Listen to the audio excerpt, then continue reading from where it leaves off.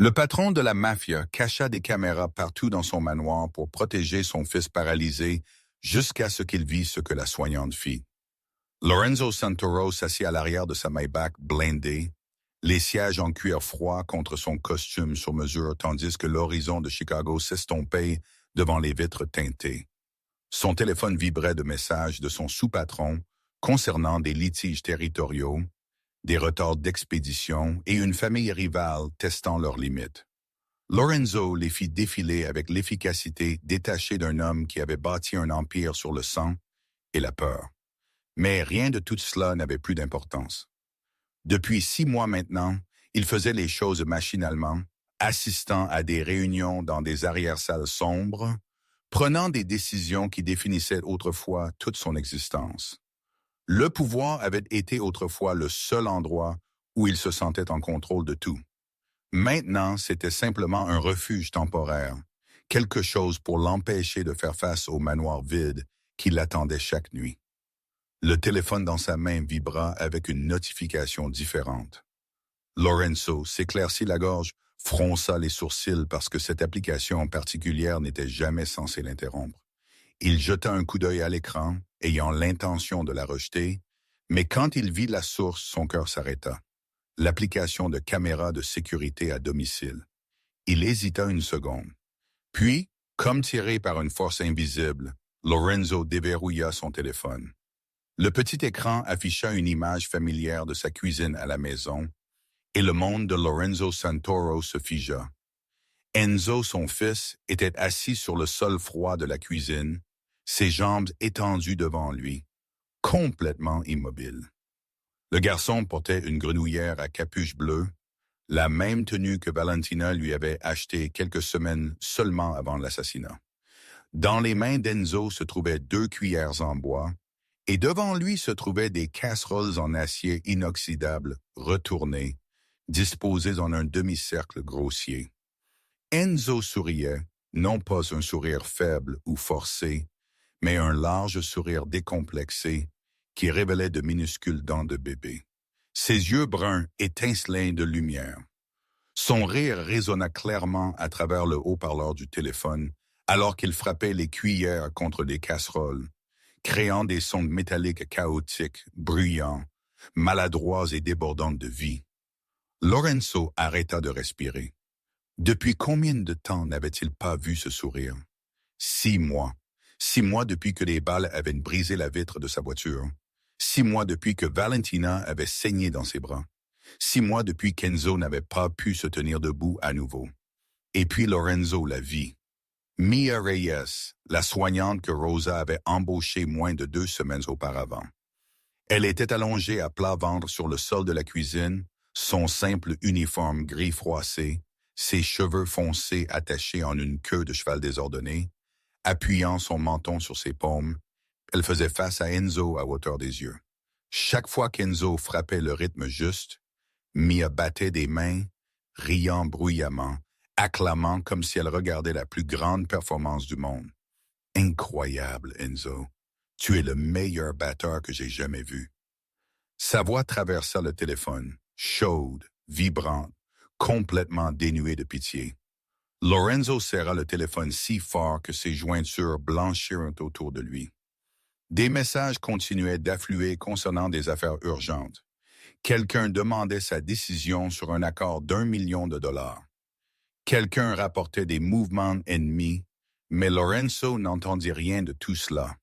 Tout ce qu'il pouvait voir était sa cuisine à la maison, un endroit où une étrangère faisait ce que lui, le propre père d'Enzo, avait été incapable de faire pendant si longs mois. Quelque chose se serra douloureusement dans la poitrine de Lorenzo.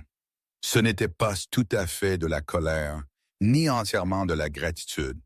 C'était une émotion emmêlée et douloureuse sans nom clair, comme de voir un morceau de sa vie qu'il pensait avoir perdu à jamais, soudainement revenir à la vie à travers les mains de quelqu'un d'autre. Si cette histoire a touché votre cœur, appuyez sur le bouton « J'aime » et partagez-la avec quelqu'un qui a besoin de l'entendre. Abonnez-vous et activez les notifications pour ne jamais manquer une histoire comme celle-ci. Parce que parfois, les personnes qui nous sauvent sont celles que nous n'attendions jamais. La Maybach glissa dans les rues de Chicago. L'esprit de Lorenzo fut ramené 6 mois en arrière à la nuit qui avait déchiré sa vie en 2 moitiés qui ne pourraient jamais être recousues. Cette nuit-là était leur 8e anniversaire de mariage.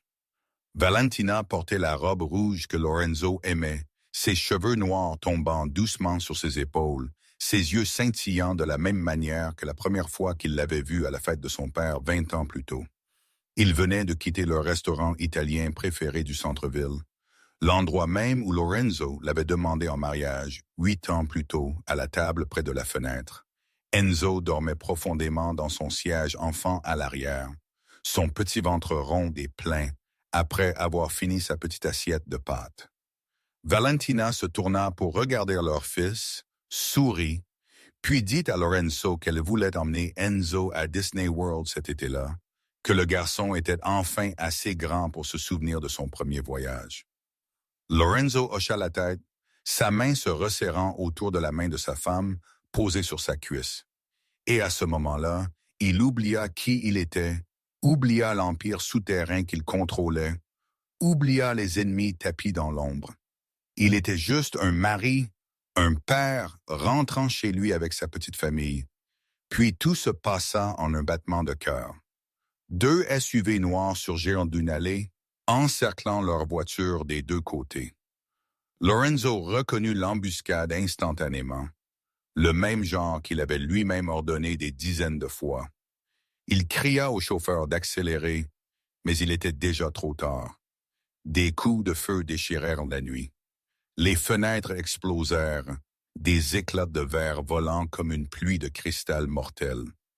Lorenzo se jeta instinctivement sur Valentina, mais la balle fut plus rapide. Il sentit son corps sursauter violemment dans ses bras, entendit son souffle s'échapper dans un son brisé, puis quelque chose de chaud et humide se répandit sur sa poitrine. Du sang, le sang de Valentina. Il baissa les yeux et vit ses yeux grands ouverts, ses lèvres tremblantes comme si elle essayait de dire quelque chose, mais aucun son ne vint.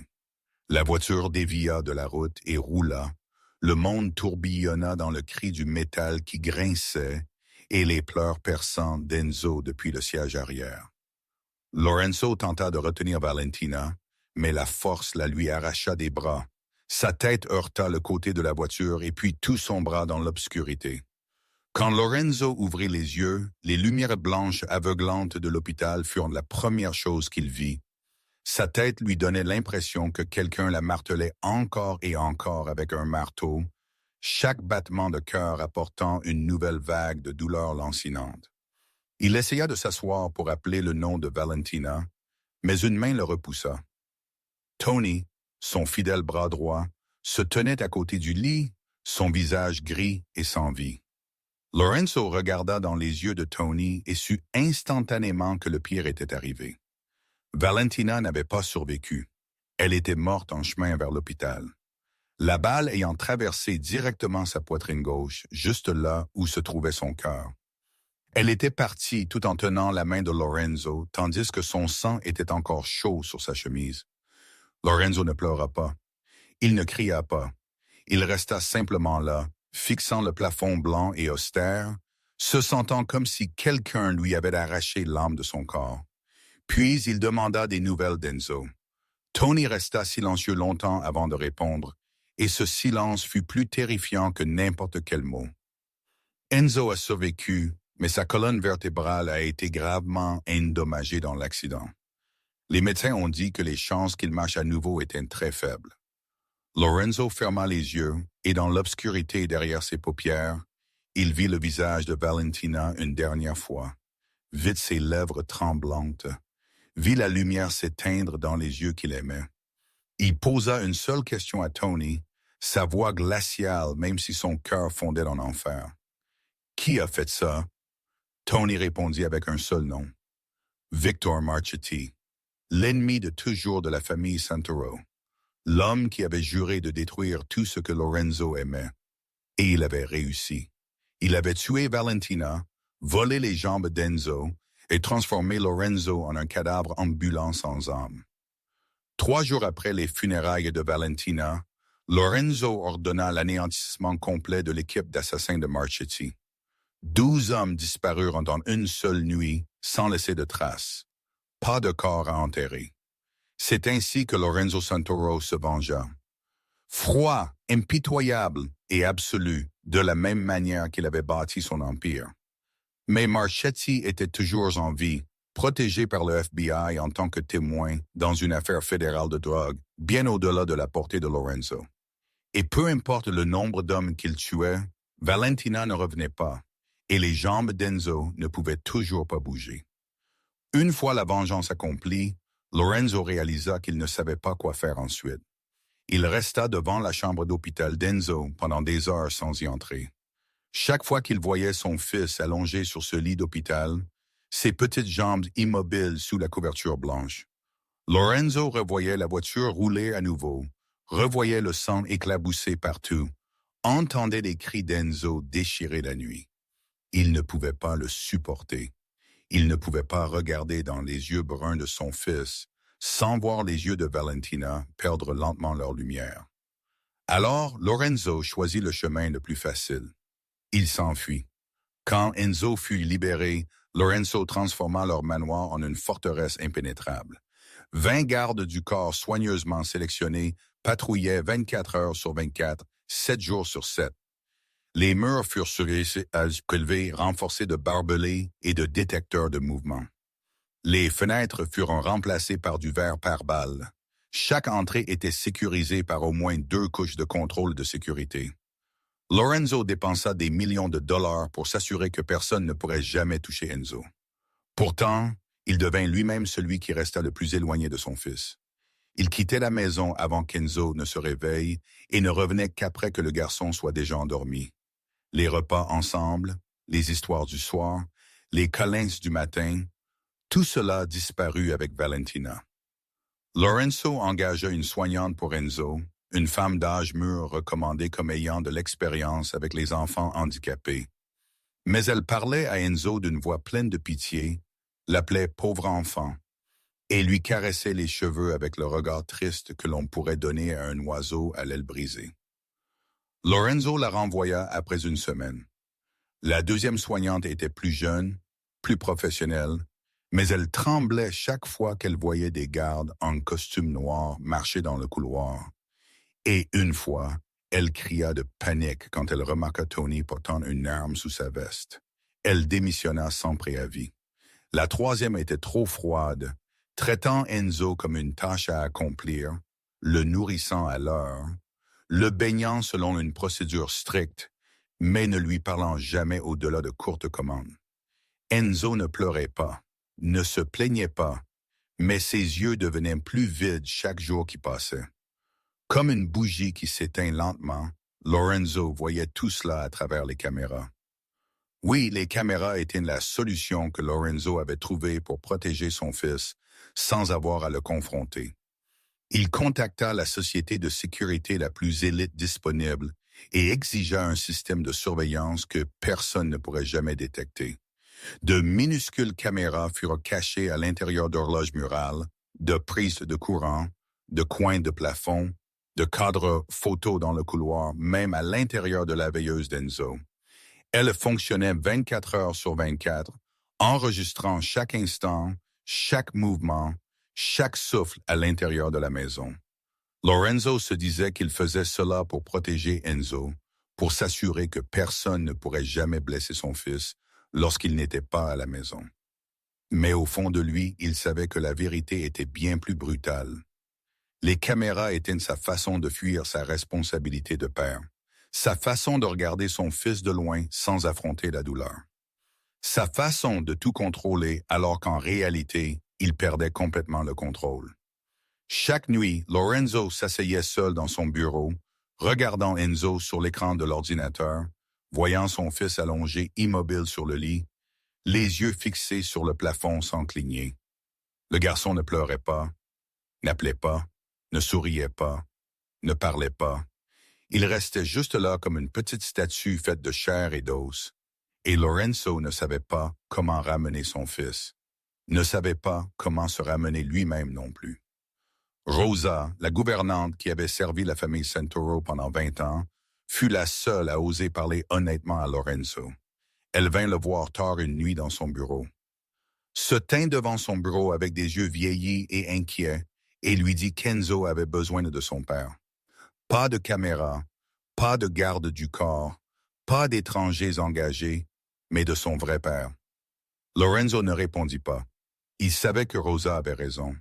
Mais chaque fois qu'il pensait à entrer dans la chambre d'Enzo, il voyait Valentina, voyait du sang, voyait la mort qu'il avait lui-même apportée à sa famille. 2 mois avant de mettre les pieds dans le manoir Santoro, Mia Reyes s'assit dans sa vieille Honda Civic garée devant l'hôpital du comté de Cook, où sa mère se trouvait dans le service d'oncologie. Elle venait d'être expulsée de son minuscule studio après être tombée en retard de loyer pendant 3 mois consécutifs. Tout ce qu'elle possédait tenait désormais dans le coffre de sa voiture. Quelques vêtements de rechange, une boîte contenant les souvenirs de son père et sa licence d'infirmière qui avait été révoquée qu'elle n'arrivait toujours pas à jeter.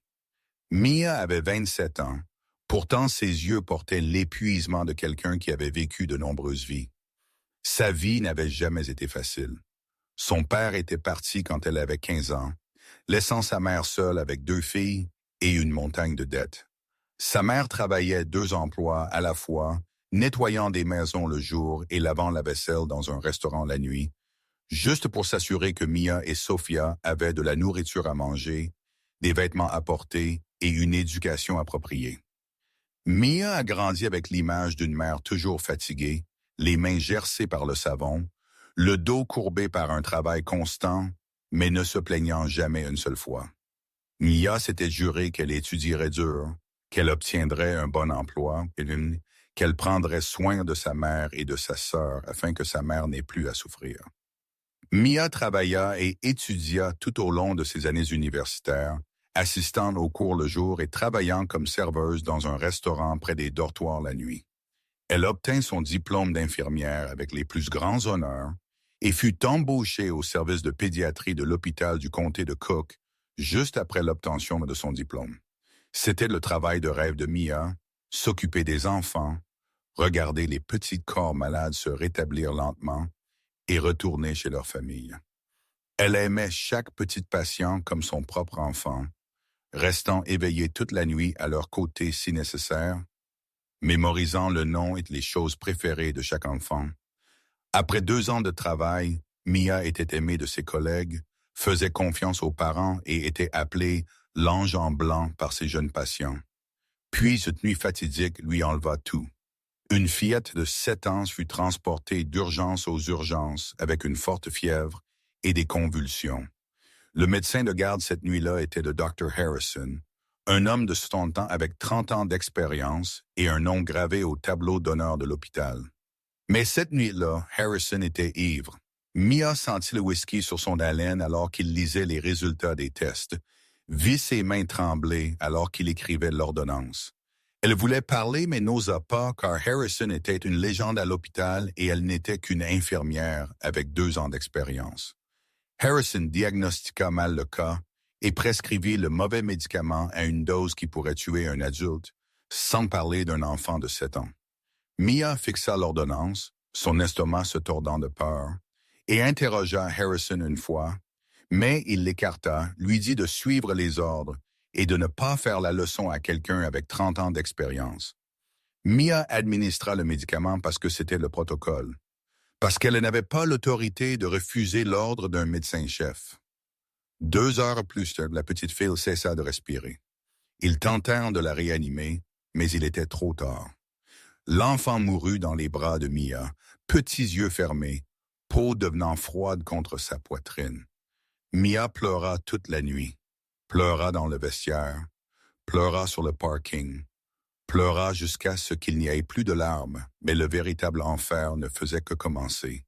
Harrison paniqua quand il réalisa son erreur fatale. Il appela son avocat au milieu de la nuit et dès le lendemain matin, l'histoire avait été complètement réécrite.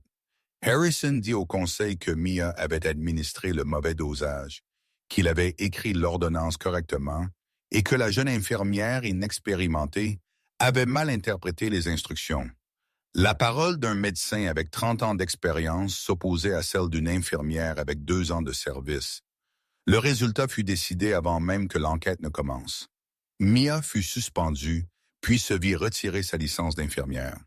Elle essaya de s'expliquer, essaya de dire la vérité, mais personne n'écouta. Harrison avait de puissants avocats, de profondes relations et 3 décennies de réputation comme bouclier. Mia n'avait que la vérité, et la vérité s'avéra être la chose la moins chère de ce monde. En même temps, Mia perdit son emploi. Sa mère fut diagnostiquée avec un cancer du poumon de stade 3. Les factures médicales s'accumulèrent comme une montagne. 200 000 est toujours en augmentation chaque jour. Sophia, la sœur cadette de Mia, était en dernière année de lycée, proche de l'obtention du diplôme, et rêvait d'aller à l'université. Mia ne pouvait pas laisser sa sœur abandonnée, ne pouvait pas laisser sa mère sans traitement. Mais elle n'avait aucune idée d'où l'argent viendrait quand personne n'embaucherait une infirmière accusée d'avoir tué un patient. Elle prit tous les emplois qu'elle put trouver.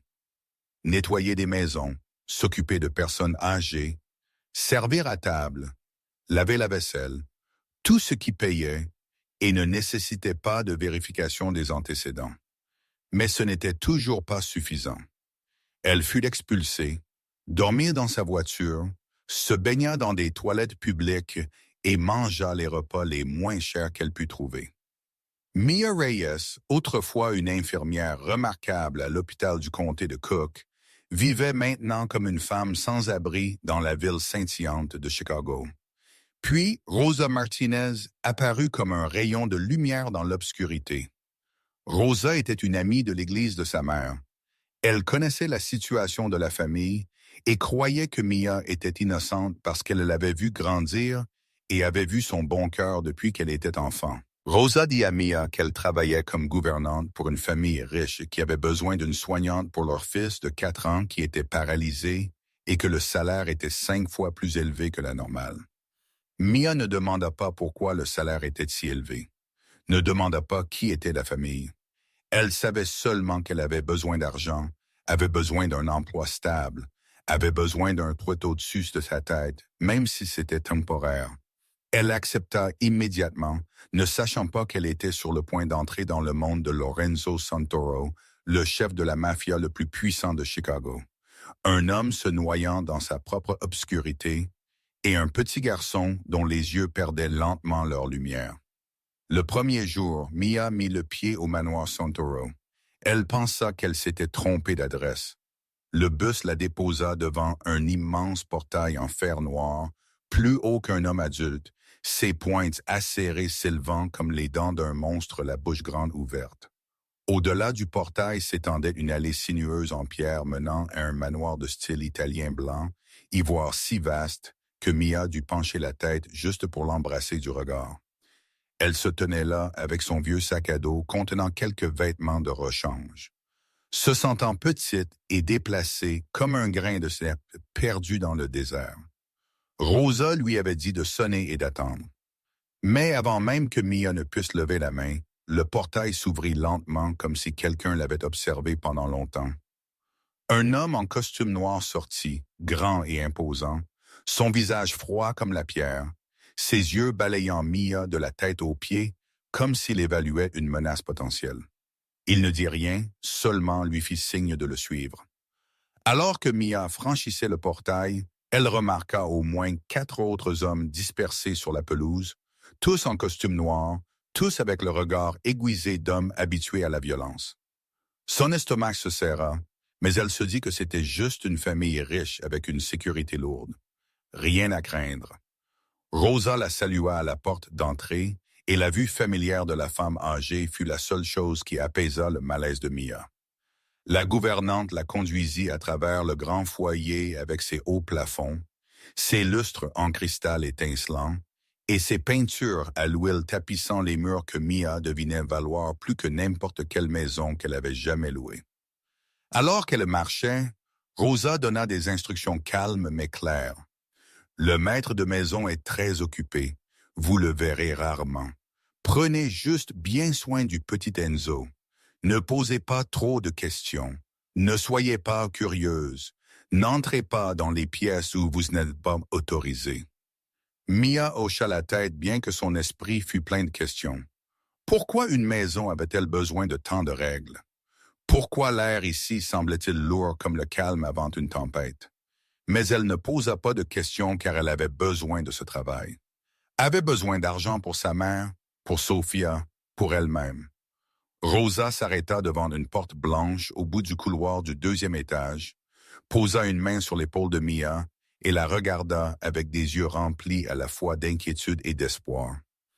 Enzo est un enfant spécial. Il a traversé beaucoup de douleurs. S'il vous plaît, soyez patiente avec lui.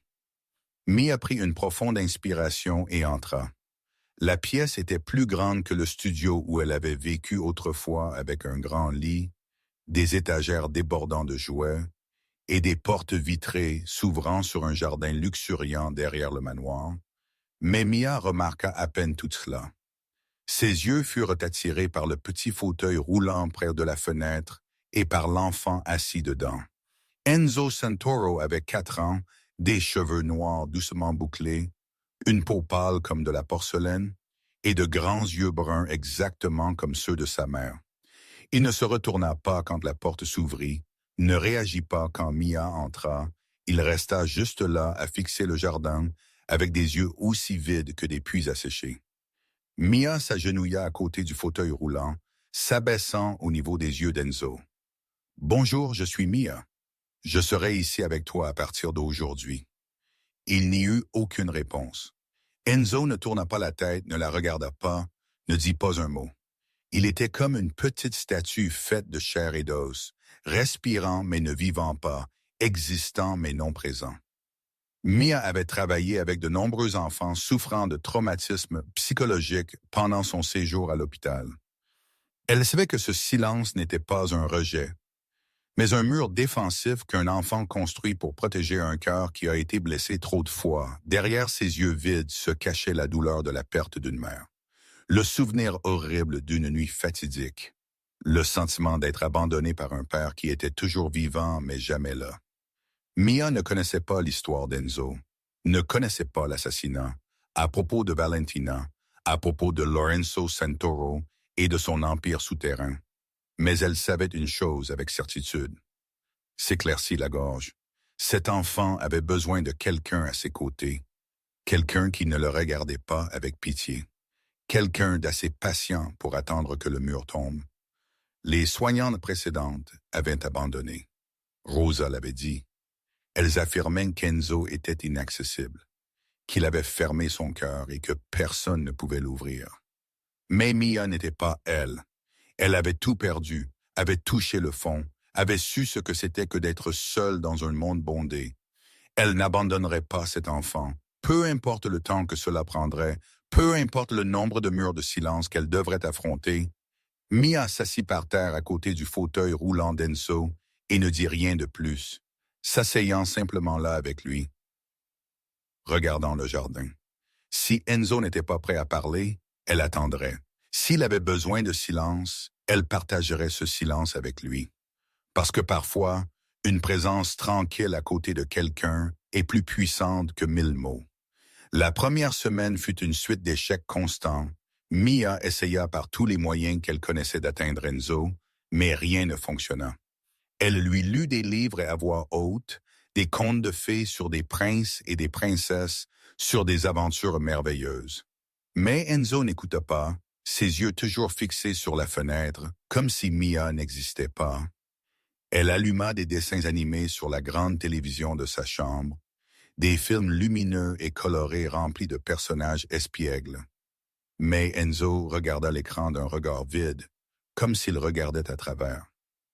Elle sortit des jouets de l'armoire, des voitures miniatures brillantes, des pluches douces, des blocs de construction vibrants. Mais Enzo ne les toucha pas, ne montra aucun intérêt, n'offrit aucune réaction du tout. Chaque jour qui passait, Mia sentait le mur invisible entre elle et Enzo s'épaissir un peu. Elle commença à comprendre pourquoi les soignantes précédentes avaient abandonné. Faire face au silence absolu d'un enfant de 4 ans était plus difficile que de faire face aux larmes ou aux crises de colère. Au moins quand un enfant pleure, vous savez ce qu'il ressent. Mais Enzo était comme un livre scellé, refusant de laisser quiconque lire même une seule page. Pourtant, Mia n'abandonna pas. Chaque matin, elle entrait dans la chambre d'Enzo avec un sourire aux lèvres. Le saluait même si elle ne recevait aucune réponse. S'asseyait à côté de son fauteuil roulant et racontait des histoires sans savoir si quelqu'un l'écoutait. Puis, le 10e jour arriva et tout changea à cause d'un petit accident dans la cuisine. Ce jour-là, Mia préparait le déjeuner d'Enzo. Elle le plaça dans une chaise haute spéciale près du comptoir de la cuisine afin qu'il puisse la voir cuisiner, même si elle n'était pas sûre qu'il regardait vraiment. Alors que Mia remuait une marmite de soupe, elle chanta doucement une chanson que sa mère avait l'habitude de chanter en cuisinant. Puis elle laissa tomber accidentellement une cuillère en bois qui frappa la casserole en acier inoxydable et fit résonner un claquement aigu dans la cuisine. Mia se pencha pour la ramasser, puis sentit soudain quelque chose de différent. Enzo la regardait, non pas avec le regard vide qu'elle avait vu tous les jours, mais avec un vrai regard rempli de curiosité et d'attention, sa tête légèrement inclinée sur le côté. Et pour la première fois depuis que Mia était entrée dans cette maison, une étincelle de lumière apparut dans ses yeux bruns. Le cœur de Mia commença à s'emballer. Elle laissa tomber délibérément la cuillère à nouveau et observa Enzo attentivement. Il cligna des yeux et le coin de sa bouche tressaillit comme s'il essayait de retenir une réaction. Mia comprit immédiatement. Ce n'étaient pas des mots. Ce n'étaient pas des images. C'était du son. L'œil avait atteint Enzo. Elle attrapa une autre cuillère en bois et commença à taper sur la casserole en rythme, créant des bruits de cliquetis comme des battements de tambour. Elle tapait vite, puis lentement, fort, puis doucement, faisant semblant de chanter comme si elle donnait un concert. Mia savait qu'elle devait avoir l'air ridicule. Une femme adulte debout dans une cuisine frappant des casseroles comme une enfant. Mais elle s'en fichait car pour la première fois en 10 jours, les lèvres d'Enzo se courbèrent. Juste un peu, aussi léger qu'un papillon effleurant un pétale de fleur. Mais c'était un sourire, le premier sourire. Mia faillit pleurer sur le coup. Elle savait qu'elle avait trouvé la clé. La porte du monde d'Enzo ne s'ouvrait pas avec des mots ou des images, mais avec du son, avec des bruits ludiques, avec une joie qui n'avait pas besoin de langage. Le lendemain, Mia apporta 2 casseroles en acier inoxydable et 2 cuillères en bois dans la chambre d'Enzo. Elle le souleva pour le poser sur le sol, plaça les casseroles à l'envers devant lui et mit une cuillère dans la petite main d'Enzo. Au début, il la tint sans rien faire. Mais quand Mia commença à taper et à rire, quand elle applaudit et encouragea même le plus petit son, Enzo souleva lentement la cuillère et tapa une fois. Le son métallique résonna, et les yeux du garçon s'illuminèrent comme une flamme se rallumant après 6 mois d'obscurité. « Rentrez à la maison maintenant. » Lorenzo ordonna au chauffeur, sa voix rauque comme s'il venait d'avaler du sable. Tony, assis sur le siège passager avant, se retourna pour regarder son patron avec un choc non dissimulé, car il y avait encore une réunion avec des représentants d'un cartel colombien dans 2 heures. Encore des rapports financiers trimestriels attendant l'approbation de Lorenzo. Encore des dizaines de questions critiques exigeant son attention. Mais Lorenzo n'expliqua pas. Il ne pouvait pas expliquer car comment pourrait-il dire à Tony qu'il venait de voir son fils sourire pour la première fois en 6 mois à travers un écran de téléphone et que cela importait plus que n'importe quel accord de plusieurs millions de dollars dans ce monde. La Maybach déchira les rues de Chicago à une vitesse bien au-delà de la limite légale, mais personne n'osa arrêter la voiture de Lorenzo Santoro.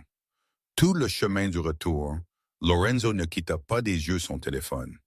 Il rejoua la vidéo encore et encore, zoomant sur le visage d'Enzo, fixant le sourire de son fils comme s'il pouvait disparaître au moment où il clignerait des yeux. 6 mois, il n'avait pas vu ce sourire. 6 mois, il croyait qu'il était mort avec Valentina cette nuit fatidique. Mais il était toujours là, toujours vivant, attendant seulement quelqu'un d'assez patient pour le réveiller. Et cette personne n'était pas lui. Le propre père d'Enzo, mais une étrangère arrivée moins de 2 semaines auparavant. Quand la voiture s'arrêta au portail du manoir, Lorenzo sortit si vite que Tony dut se dépêcher pour le suivre. Il traversa le grand hall, monta les escaliers et descendit le couloir menant à la cuisine à l'arrière de la maison. Les rires d'Enzo lui parvinrent, mêlés au tintement des casseroles et poêles et à la voix joyeuse de Mia. Lorenzo s'arrêta à quelques pas de la porte de la cuisine, debout dans le couloir ombragé où personne ne pouvait le voir. Il voulait entrer. Il voulait prendre Enzo dans ses bras. Il voulait dire à son fils que papa était là, qu'il était désolé d'avoir été absent si longtemps, mais ses pieds se sentaient cloués au sol de marbre. Chaque fois qu'il essayait de bouger, l'image de Valentina se dressait devant lui. Le sang sur sa poitrine, la lumière s'éteignant dans ses yeux, les cris d'Enzo déchirant la nuit. Lorenzo n'avait pas peur des ennemis, des armes, de la mort. Mais il avait peur d'entrer dans cette cuisine.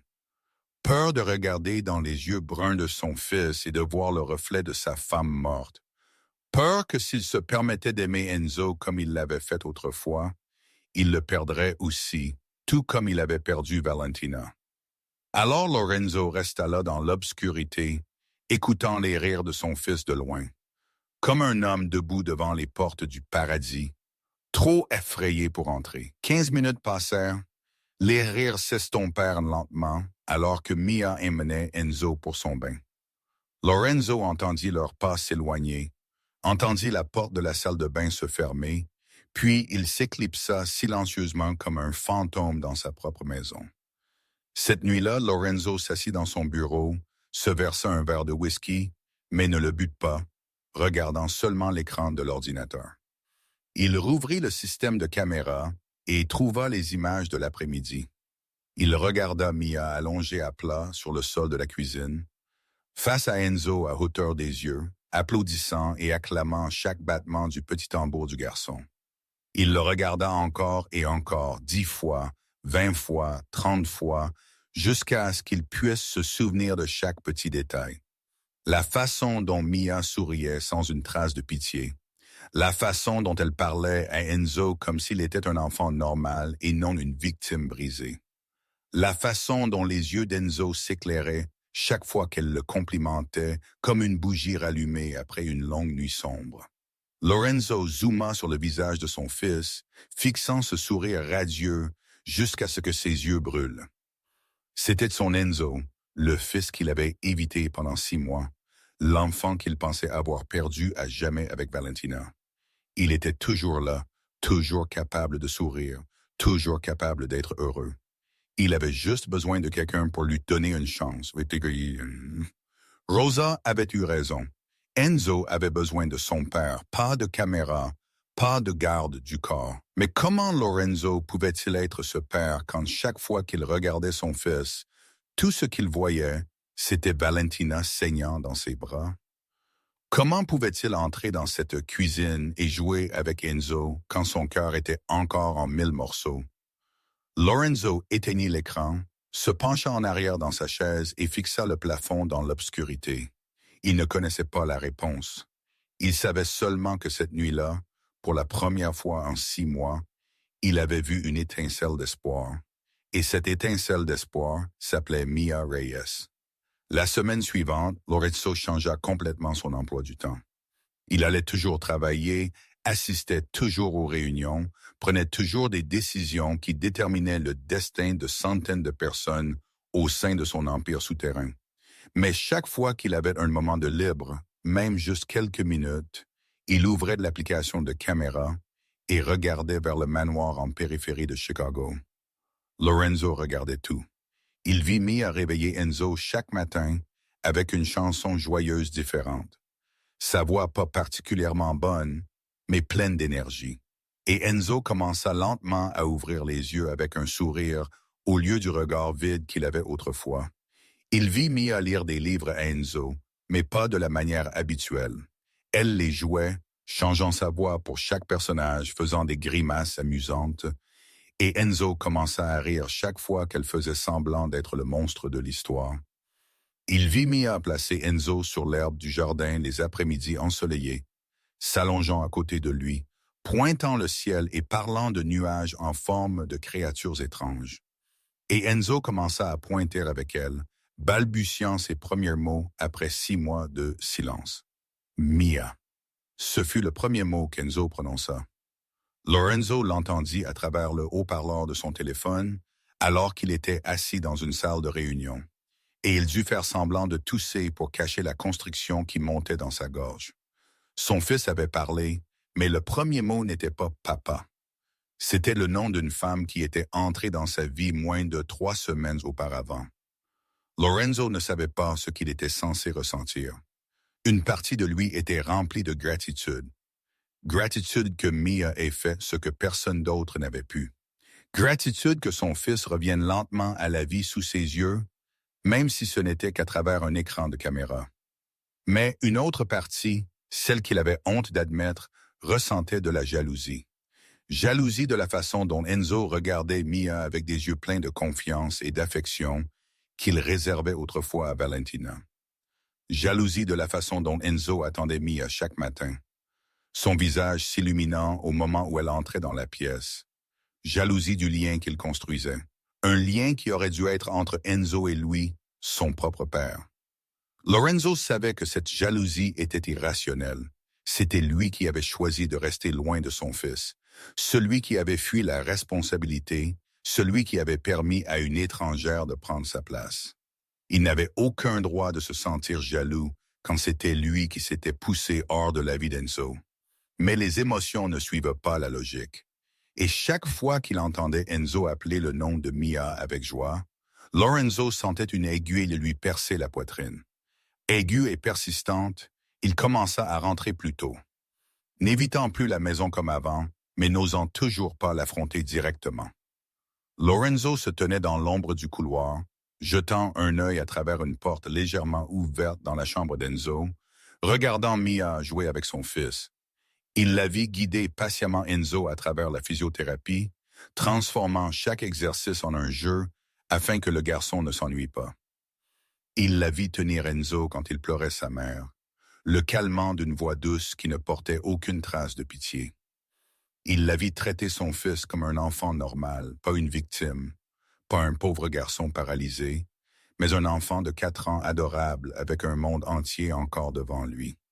Et Lorenzo réalisa quelque chose qui le fit se sentir à la fois soulagé et profondément blessé. Enzo revenait à la vie, sortant lentement de l'obscurité dans laquelle la mort de Valentina l'avait entraîné. Mais celle qui ramenait son fils vers la lumière n'était pas lui. C'était Mia Reyes, la femme à qui il n'avait même pas encore parlé directement. La vérité vint à Mia un après-midi ordinaire comme n'importe quel autre. Elle nettoyait le salon pendant qu'Enzo faisait sa sieste de l'après-midi et poussetant les étagères du sol au plafond remplis de livres reliés en cuir que personne ne semblait avoir jamais lus. Son chiffon heurta accidentellement un vieux journal coincé dans un interstice étroit entre 2 volumes, et il glissa sur le sol de marbre, atterrissant face visible. Mia se pencha pour le ramasser et se figea quand elle vit la première page. C'était une photographie de Lorenzo Santoro, l'homme qu'elle savait être le propriétaire de cette maison, mais qu'elle n'avait jamais rencontré. Il sortait d'un tribunal fédéral, son expression froide comme la glace, entouré d'avocats et de gardes du corps. Le titre en gras au-dessus fit sentir à Mia que son cœur s'était arrêté. Le chef de la mafia Santoro libéré, faute de preuves. Le FBI jure une surveillance continue. Mia continua de lire, ses mains tremblantes. Elle apprit que Lorenzo Santoro était le chef de la plus puissante famille du crime organisé de Chicago, qu'il était soupçonné d'implication dans le trafic de drogue, le blanchiment d'argent et des dizaines de meurtres, mais il n'avait jamais été condamné parce que personne n'osait témoigner contre lui. Elle apprit que sa femme, Valentina Santoro, avait été tuée lors d'un assassinat 6 mois plus tôt et que leur fils avait été gravement blessé lors de la même attaque. Mia laissa tomber le journal comme s'il lui brûlait la peau. Elle travaillait pour la mafia. Elle vivait dans la maison d'un seigneur du crime. Les hommes en costume noir qu'elle voyait tous les jours n'étaient pas des gardes de sécurité ordinaires, mais des tueurs à gages. Et Rosa, la gentille femme de l'Église, l'avait conduite directement dans la tanière du diable sans un seul avertissement. Mia courut vers sa chambre, son cœur battant follement, comme s'il allait éclater de sa poitrine. Elle devait partir immédiatement. Si elle restait, elle serait entraînée dans un monde souterrain violent et mortel. Si quelque chose arrivait, si elle voyait accidentellement quelque chose qu'elle ne devait pas voir ou entendait quelque chose qu'elle n'était pas censée entendre, il ne la laisserait pas vivre. Mia pensa à sa mère allongée à l'hôpital, à Sophia attendant les lettres d'acceptation de l'université. Si elle mourait, qui s'occuperait d'elle? Elle ouvrit le placard et commença à fourrer des vêtements dans son sac à dos, ses mains tremblant de manière incontrôlable. Elle partirait maintenant, avant qu'il ne soit trop tard, avant qu'elle ne soit piégée dans ce monde pour toujours. Puis une petite voix appela de la pièce d'à côté, effrayée et désespérée. « Mia, où es-tu? » Mia s'arrêta et le sac à dos glissa de ses mains sur le sol. C'était la voix d'Enzo, la voix d'un enfant de 4 ans qui s'était réveillé de sa sieste et ne la trouvait pas. Elle entendit les roues de sa chaise rouler sur le plancher en bois, l'entendit appeler son nom à nouveau, sa voix devenant plus paniquée. Mia courut dans la chambre d'Enzo et le vit au milieu du sol assis dans son fauteuil roulant, les yeux bruns humides et bordés de rouge, sa lèvre inférieure tremblante comme s'il était sur le point de pleurer. Quand il vit Mia debout dans l'encadrement de la porte, son visage s'illumina comme le soleil après une tempête. Il tendit les 2 bras vers elle, demandant à être tenu, et Mia ne put résister. Elle s'avança et s'agenouilla à côté du fauteuil roulant, et Enzo enroula ses bras étroitement autour de son cou, comme s'il avait peur qu'elle disparaisse. Mia sentit son petit corps trembler contre elle, sentit son souffle chaud contre son cou, sentit la confiance absolue que cet enfant plaçait en elle. Enzo n'était coupable de rien. Enzo était juste un enfant de 4 ans qui avait perdu sa mère, perdu l'usage de ses jambes et avait aussi presque perdu son père. Il n'avait pas choisi la famille dans laquelle il était né, ni le monde dans lequel il vivait. Il était une victime, tout comme Mia elle-même avait été autrefois une victime de décisions prises par d'autres. Mia ferma les yeux, serra Enzo plus fort et prit une décision qui pourrait changer toute sa vie. Elle resterait, non pas pour l'argent, non pas parce qu'elle n'avait pas d'autre choix, mais parce que cet enfant avait besoin d'elle, parce qu'elle ne pouvait pas regarder dans ses yeux bruns confiants et s'en aller comme tout le monde l'avait fait.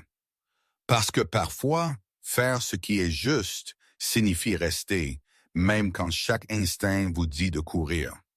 Mia ne savait pas où cette décision la mènerait, ne savait pas quel avenir l'attendait à l'intérieur du manoir d'un chef de la mafia.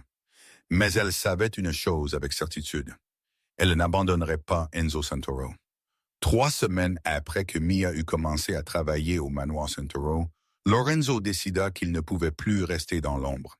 Il avait assez regardé, assez vu à travers les écrans de caméra, et tout ce que cela avait fait était de lui donner l'impression d'être un voleur espionnant la vie de son propre enfant. Ce matin-là, au lieu de quitter la maison avant qu'Enzo ne se réveille, comme il l'avait fait pendant les 6 derniers mois, Lorenzo enfila une simple chemise au lieu de son habituel costume noir et descendit à la cuisine. Il resta un instant sur le pas de la porte, écoutant Mia parler à Enzo à l'intérieur. Les doux rires de son fils se mêlaient au léger tapotement d'une cuillère contre un bol. Puis il prit une profonde inspiration et entra. Mia était assise en face d'Enzo à table, essayant de convaincre le garçon de prendre une cuillerée de bouillie de plus. Quand elle entendit les pas, elle leva les yeux et se figea. Lorenzo remarqua immédiatement le changement dans ses yeux. Non plus une simple curiosité ou surprise, mais une peur maladroitement cachée derrière un calme forcé. Elle savait. Lorenzo comprit tout de suite que Mia savait qui il était, savait pour le monde souterrain qu'il dirigeait, savait pour le sang et la violence liés au nom Santoro. Peut-être avait-elle vu un vieux journal ou entendu quelque chose des autres employés. Cela expliquait pourquoi elle était toujours là malgré la vérité. Et Lorenzo ressentit une légère étincelle de respect pour cette femme. « Vous êtes Maya Reyes », dit Lorenzo. « Pas une question, mais une affirmation. Sa voix était basse et froide, le ton d'un homme habitué à donner des ordres plutôt qu'à tenir des conversations. « Oui, Monsieur Santoro », répondit Mia, essayant de garder sa voix ferme, même si Lorenzo pouvait voir ses mains trembler légèrement en posant la cuillère. « J'ai observé, » continua Lorenzo, s'avançant plus loin dans la cuisine, mais gardant ses distances de la table. « Vous vous débrouillez bien avec Enzo. » Mia ne savait pas comment réagir aux éloges d'un chef de la mafia. Elle ouvrit la bouche pour dire quelque chose, peut-être merci, ou une réponse polie, mais avant qu'elle ne puisse parler, une petite voix coupa le moment. « Papa !» Lorenzo et Mia se tournèrent tous deux vers Enzo. Le garçon était assis dans sa chaise haute, de grands yeux bruns fixés sur Lorenzo, son petit visage rayonnant d'une joie inépuisable, ses petits bras tendus vers son père, demandant à être tenu, demandant la proximité dont il avait rêvé pendant 6 longs mois. « Papa !» appela Enzo à nouveau, sa voix brillante d'excitation. Lorenzo resta là comme frappé par la foudre. C'était la première fois en 6 mois que son fils l'appelait. 6 mois d'évitement, 6 mois à regarder son enfant à travers des écrans de caméra, 6 mois à se dire qu'il protégeait Enzo alors qu'en vérité, il ne faisait que se protéger de la douleur. Et maintenant son fils tendait la main vers lui. « Patiri, lui », l'appelant papa avec des yeux pleins de confiance et d'amour. Lorenzo voulait s'avancer. Il voulait prendre Enzo dans ses bras. Il voulait dire à son fils qu'il était désolé, qu'il l'aimait, qu'il ne le quitterait plus jamais. Mais ses jambes se sentaient comme si elles avaient été prises dans du béton. Dans son esprit, Valentina apparut une fois de plus, du sang sur sa poitrine, la lumière s'éteignant dans ses yeux, les cris d'Enzo déchirant la nuit 6 mois plus tôt. Il regarda dans les yeux bruns de son fils et vit le regard de sa femme. Regarda ce petit visage et vit tout ce qu'il avait perdu. La douleur lui serra la poitrine jusqu'à ce qu'il puisse à peine respirer. Les bras d'Enzo restèrent tendus, mais le sourire sur le visage du garçon commença lentement à s'estomper lorsque son père ne bougea pas. Des larmes remplirent ses grands yeux bruns, ses lèvres inférieures commençant à trembler. Il ne comprenait pas pourquoi son père ne venait pas, ne comprenait pas pourquoi papa restait là comme un étranger. Mia observa la scène et comprit immédiatement ce qui se passait. Elle vit la douleur sur le visage de Lorenzo, le tourment dans ses yeux, vit un homme se noyant dans la culpabilité et la peur sans savoir comment se sauver. Elle se leva, souleva doucement Enzo de la chaise haute et marcha vers Lorenzo. « Enzo veut vous faire un câlin », dit-elle doucement mais clairement sans une trace de peur, malgré le fait de se tenir devant le chef de la mafia le plus puissant de Chicago. Lorenzo regarda Mia puis baissa les yeux vers Enzo dans ses bras. Le garçon tendait toujours la main vers lui, des larmes coulant sur ses joues. Pourtant, il n'abandonnait pas, attendant toujours avec la patience que seul un enfant peut avoir. Et Lorenzo, un homme qui avait affronté la mort des centaines de fois sans trembler, un homme qui avait bâti son empire sur le sang et les larmes de ses ennemis, sentit soudain ses pieds avancer contre sa volonté. Il se tint directement devant Mia, directement devant Enzo, assez près pour sentir le lait et les biscuits sur les vêtements de son fils. Enzo se jeta dans les bras de son père, ses petits bras s'enroulant étroitement autour du cou de Lorenzo comme s'il avait peur qu'il ne disparaisse. Lorenzo tint son fils, son corps tremblant de manière incontrôlable, ses yeux brûlants alors qu'il mordait fort sa lèvre pour empêcher les larmes de couler. 6 mois. 6 mois, il avait évité ce moment. Et maintenant, enfin en tenant son enfant, il réalisa combien de temps précieux il avait gâché.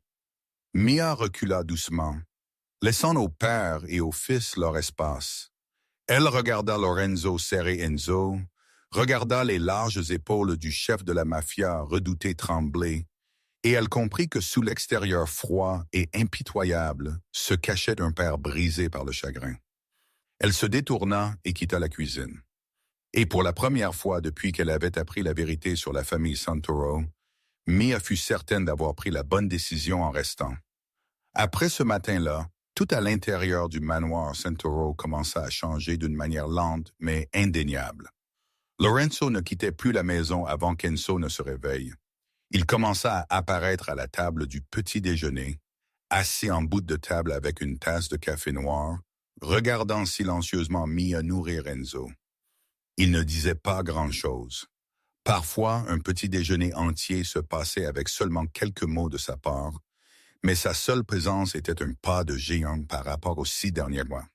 Enzo était ouvertement ravi chaque fois qu'il voyait son père.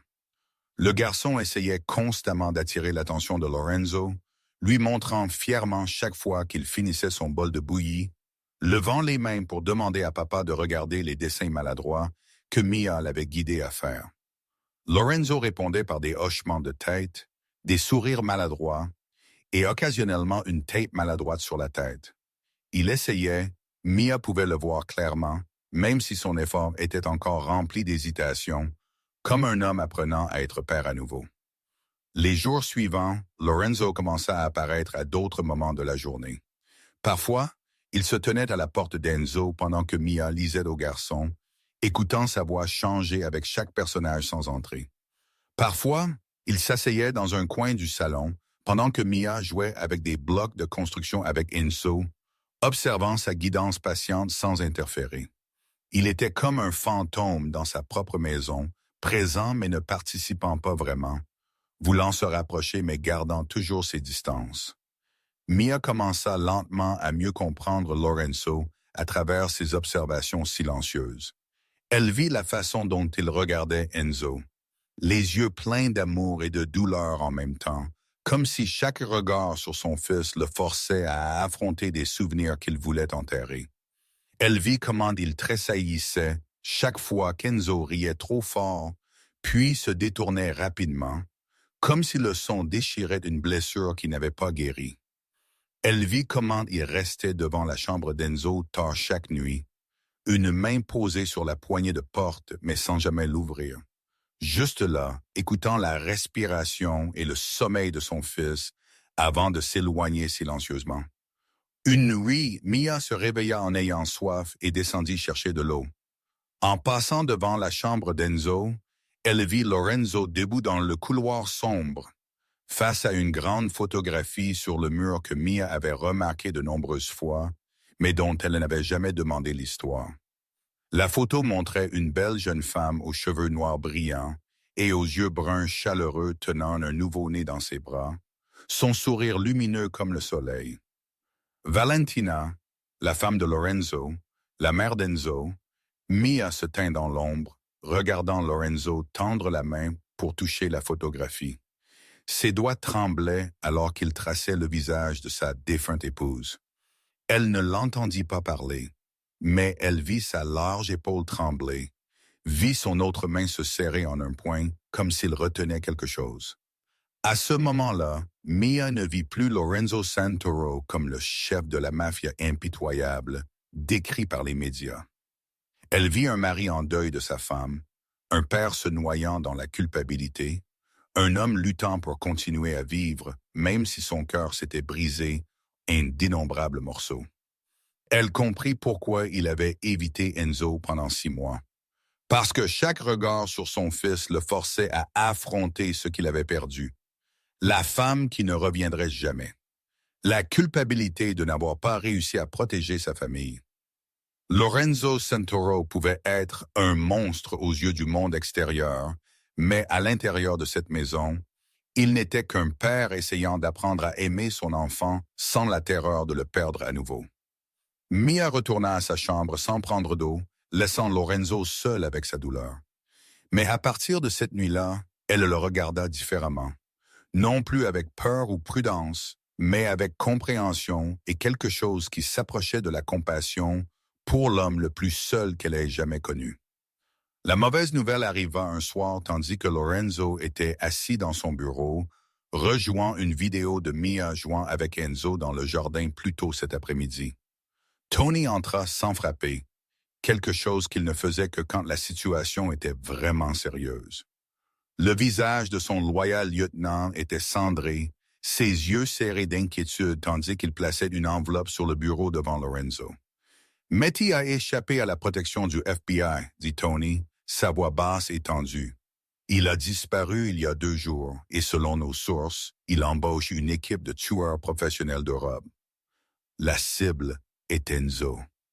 Lorenzo se figea, le verre de whisky dans sa main, frappant le bureau avec un cliquetis aigu tandis qu'il glissait de ses doigts, bien qu'il ne semblait pas le remarquer. Le sang dans ses veines se sentit comme s'il s'était transformé en glace au son de ce nom.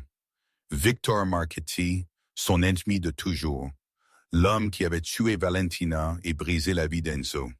L'homme que Lorenzo croyait avoir été sûrement enfermé sous surveillance fédérale. Maintenant, il était libre et il visait le fils de Lorenzo une fois de plus. « Pourquoi, Enzo ?» demanda Lorenzo, sa voix froide comme l'acier, même si une rage incontrôlable bouillonnait en lui. « Parce qu'il veut que tu souffres, » répondit Tony. « Il sait que te tuer ne sera pas facile.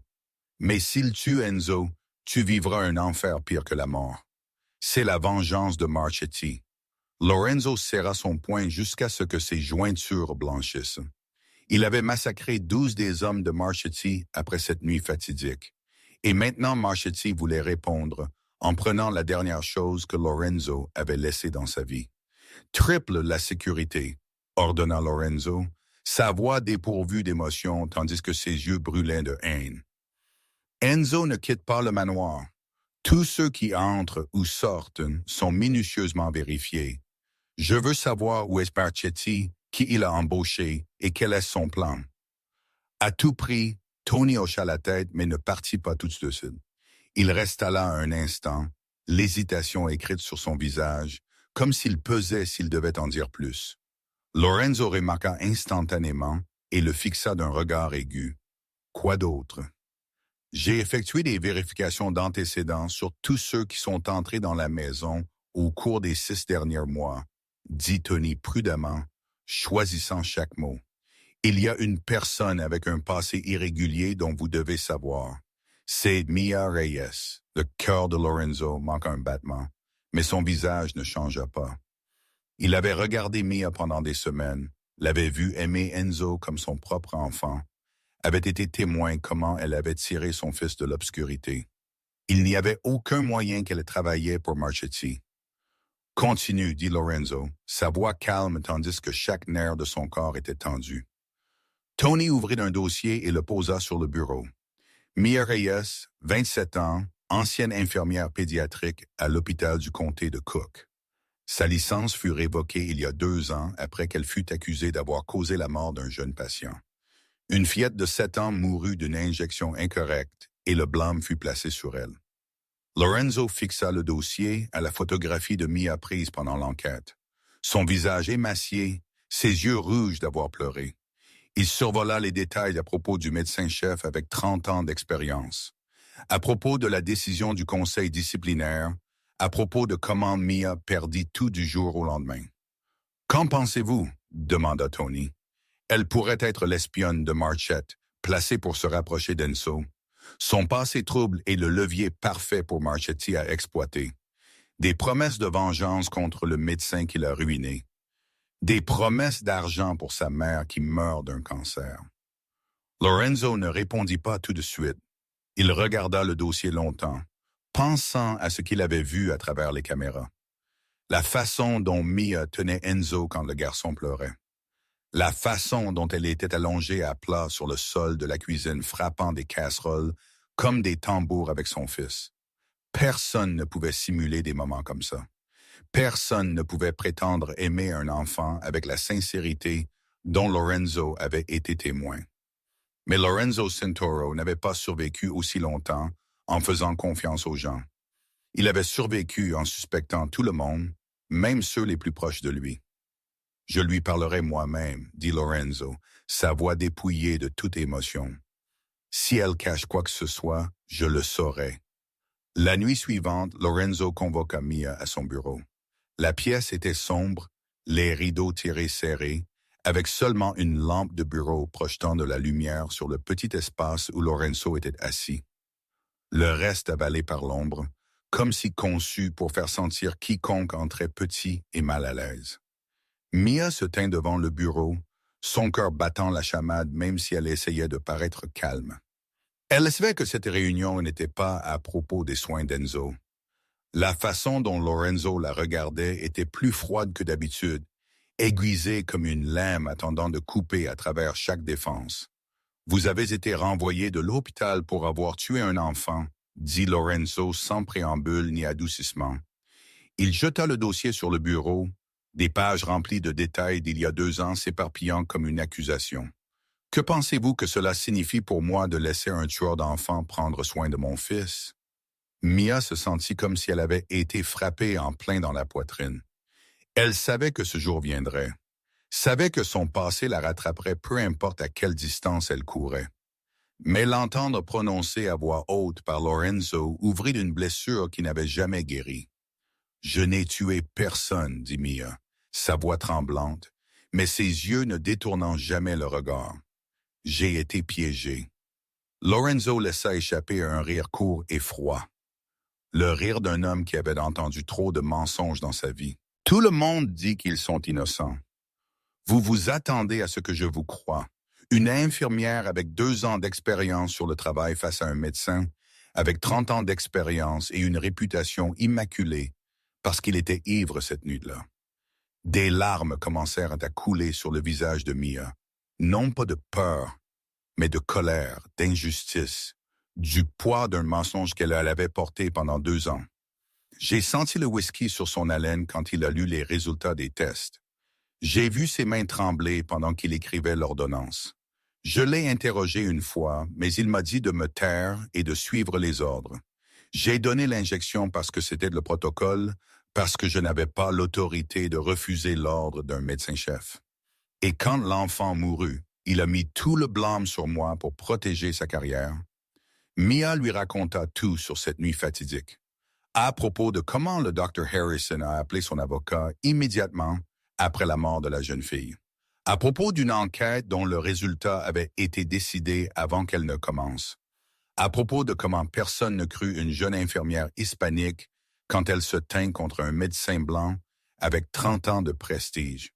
Elle parla des nuits sans sommeil après, des entretiens d'embauche qui se terminaient au moment où les employeurs voyaient son dossier, de sa mère étant diagnostiquée avec un cancer juste au moment où elle perdit tout, de Sophia attendant les lettres d'acceptation de l'université tandis qu'elle n'avait aucune idée comment les payer. Des nuits passées à dormir dans sa voiture parce qu'elle ne pouvait pas se permettre le loyer. Lorenzo resta assis en silence, son visage illisible, mais ses yeux étudièrent Mia de près, analysant chaque mouvement, chaque expression, chaque larme. Il avait interrogé des centaines de personnes dans sa vie, avait vu assez de mensonges pour savoir quand quelqu'un cachait la vérité. Et Mia Reyes ne mentait pas. Il pouvait le voir dans la façon dont elle rencontrait son regard, même en pleurant, dans la façon dont sa voix tremblait de colère plutôt que de peur, dans la façon dont elle racontait les détails avec la douleur brute de quelqu'un qui avait vécu l'enfer. « Vous pouvez y aller, » dit Lorenzo après un long silence. « J'ai besoin de vérifier ce que vous avez dit. » Mia essuya ses larmes et leva son menton même si son cœur se brisait à l'intérieur de sa poitrine. « Je dis la vérité. Que vous me croyez ou non est votre choix, mais je ne ferai jamais de mal à un enfant. » Elle se retourna et sortit, et Lorenzo la regarda disparaître par la porte. Il resta assis là longtemps à penser, puis décrocha le téléphone et appela Tony. « Je veux tout sur la nuit où cet enfant mourut à l'hôpital du comté de Cook il y a 2 ans. » Lorenzo ordonna les images de sécurité, les enregistrements d'appel du Dr. Harrison, les témoins, tout à tout prix. 3 jours plus tard, Tony plaça une boîte remplie de documents sur le bureau de Lorenzo. Son équipe avait travaillé sans arrêt, utilisant chaque connexion et méthode, légale et illégale, pour découvrir la vérité. Et la vérité était pire que Mia n'avait décrit. Des images de sécurité de l'hôpital montrèrent le Dr. Harrison trébuchant dans la salle d'urgence cette nuit-là, ses mouvements lents et imprécis d'ivresse. Un appel téléphonique enregistré entre Harrison et son avocat, juste 3 heures après la mort de l'enfant, révéla sa panique et son plan de rejeter le blâme sur l'infirmière de garde. Le plus important, Tony trouva une autre infirmière, une femme qui avait été harcelée sexuellement par Harrison 5 ans plus tôt, mais était restée silencieuse par peur de perdre son emploi. Elle était prête à témoigner que Harrison avait longtemps lutté avec l'alcool et que l'hôpital l'avait couvert à plusieurs reprises. Mia Reyes était innocente. Elle avait été sacrifiée pour protéger la carrière d'un ivrogne et d'un prédateur. Lorenzo serra son poing tandis qu'il finissait de lire le rapport. La rage éclata dans sa poitrine, non pas contre Mia, mais contre un monde qui l'avait traité si injustement. Elle perdit tout pour avoir dit la vérité, tout comme Valentina perdit sa vie pour l'avoir aimé, tout comme Enzo perdit ses jambes pour être le fils d'un chef de la mafia. Les innocents payaient toujours le prix, tandis que les coupables marchaient libres. Ce soir-là, Lorenzo trouva Mia dans le jardin où elle était assise seule sur un banc de pierre après qu'Enzo fut allé dormir. Il ne s'excusa pas de l'avoir douté. N'offrit pas de jolis mots pour adoucir le moment. Au lieu de cela, il lui tendit une épaisse enveloppe. « Preuve de votre innocence, dit Lorenzo. Assez pour restaurer votre licence et poursuivre le Dr. Harrison si vous choisissez. » Mia regarda l'enveloppe dans ses mains, puis vers Lorenzo, ses yeux remplis de choc et d'une émotion qu'elle ne pouvait nommer. « Pourquoi faites-vous cela? » demanda-t-elle doucement. « Parce que vous méritez la vérité, » répondit Lorenzo, « et parce que je m'assurerai que ce médecin paye pour ce qu'il a fait, pas seulement à vous, mais à tous ceux qu'il a blessés. » Mia le regarda. L'homme que les médias appelaient un monstre, l'homme que le monde souterrain appelait un diable. Mais à ce moment-là, elle ne vit que quelqu'un essayant de faire la bonne chose à sa manière. L'incident arriva 3 jours après que Lorenzo eut remis à Mia l'enveloppe contenant la preuve de son innocence. Tout s'était lentement amélioré. Enzo devenait plus heureux de jour en jour. Lorenzo apparaissait plus souvent dans la vie de son fils et Mia commençait à sentir qu'elle appartenait à cette maison d'une étrange manière qu'elle ne pouvait tout à fait expliquer. Puis, cet après-midi-là, tandis qu'elle baignait Enzo dans sa salle de bain privée, Mia remarqua accidentellement une petite lumière clignotante à l'intérieur de la prise électrique près du miroir. Au début, elle pensa que c'était juste un indicateur de puissance normale, mais quelque chose à ce sujet ne la laisserait pas l'ignorer. Après avoir couché Enzo pour sa sieste de l'après-midi, Mia retourna à la salle de bain et regarda plus attentivement. Elle traîna une chaise, se tint dessus pour jeter un coup d'œil dans la prise, et son cœur s'arrêta presque. Derrière le boîtier en plastique blanc se trouvait une minuscule lentille, si petite qu'elle était presque invisible à l'œil nu, mais indubitablement la lentille d'une caméra. Mia se sentit malade. Elle trébucha en arrière, manquant de tomber de la chaise, sa tête tourbillonnant de pensées chaotiques. Une caméra dans la salle de bain. Quelqu'un l'avait regardée et Enzo dans la salle de bain. Elle se força à rester calme et commença à vérifier d'autres endroits. À l'intérieur de l'horloge murale dans la chambre d'Enzo, une autre caméra. À l'intérieur du cadre photo dans le couloir, encore une autre à l'intérieur de la veilleuse à côté du lit d'Enzo. Une autre caméra? Mia courut vers sa propre chambre, fouillant tout avec des mains tremblantes au-delà de son contrôle. Dans la prise électrique à côté de sa coiffeuse, une caméra. Dans la lumière du plafond, une caméra. À l'intérieur de la petite horloge sur sa table de chevet, qu'elle avait pensé n'être qu'une décoration, une caméra. Elle s'effondra sur le sol, tout son corps tremblant, se sentant comme si elle avait été déshabillée au milieu d'une foule. Mia rejoua chaque moment depuis qu'elle avait mis le pied dans cette maison. Chaque fois qu'elle changeait de vêtements dans sa chambre privée, quelqu'un avait regardé. Chaque fois qu'elle pleurait seule, manquant sa mère, s'inquiétant pour Sofia, désespérant de sa vie, quelqu'un l'avait observé.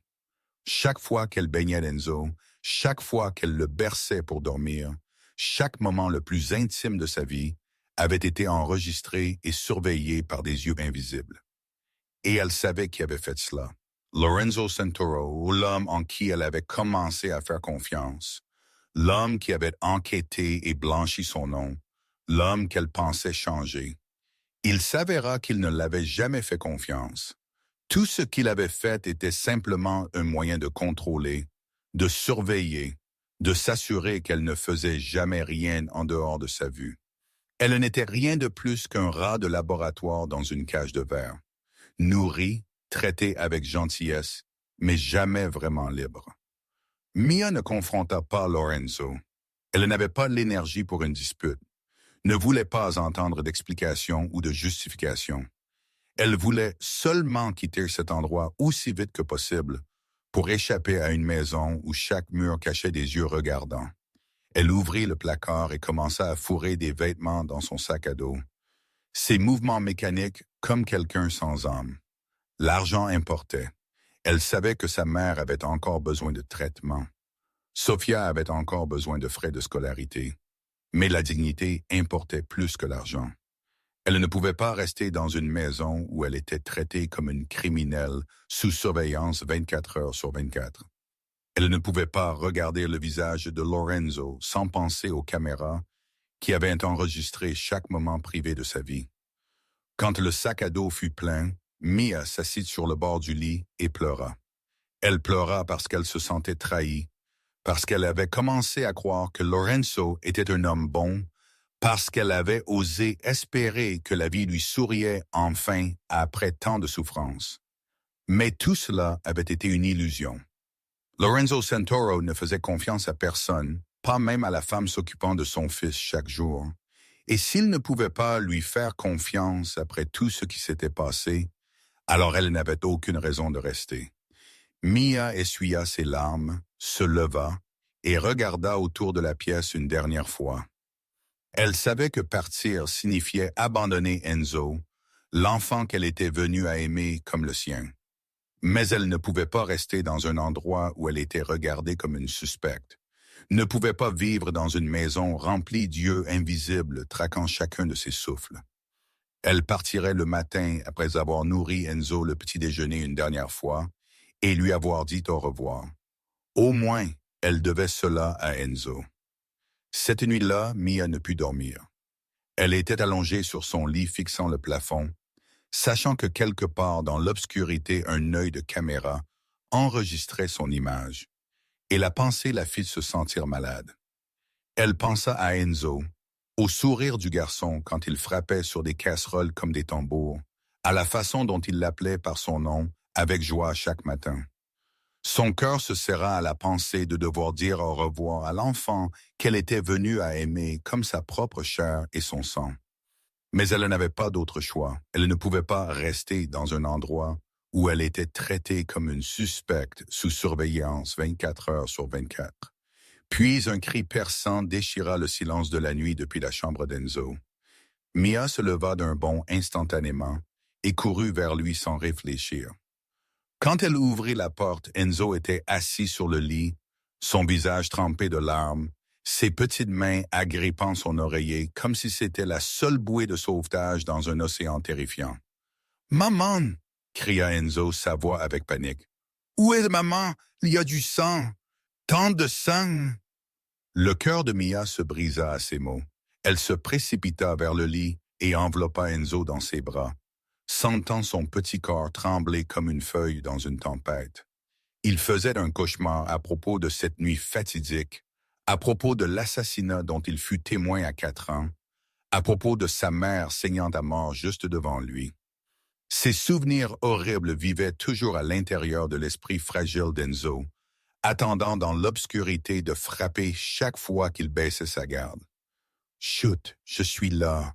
murmura Mia, frottant le dos d'Enzo tandis qu'il sanglotait sur son épaule. « Tu es en sécurité.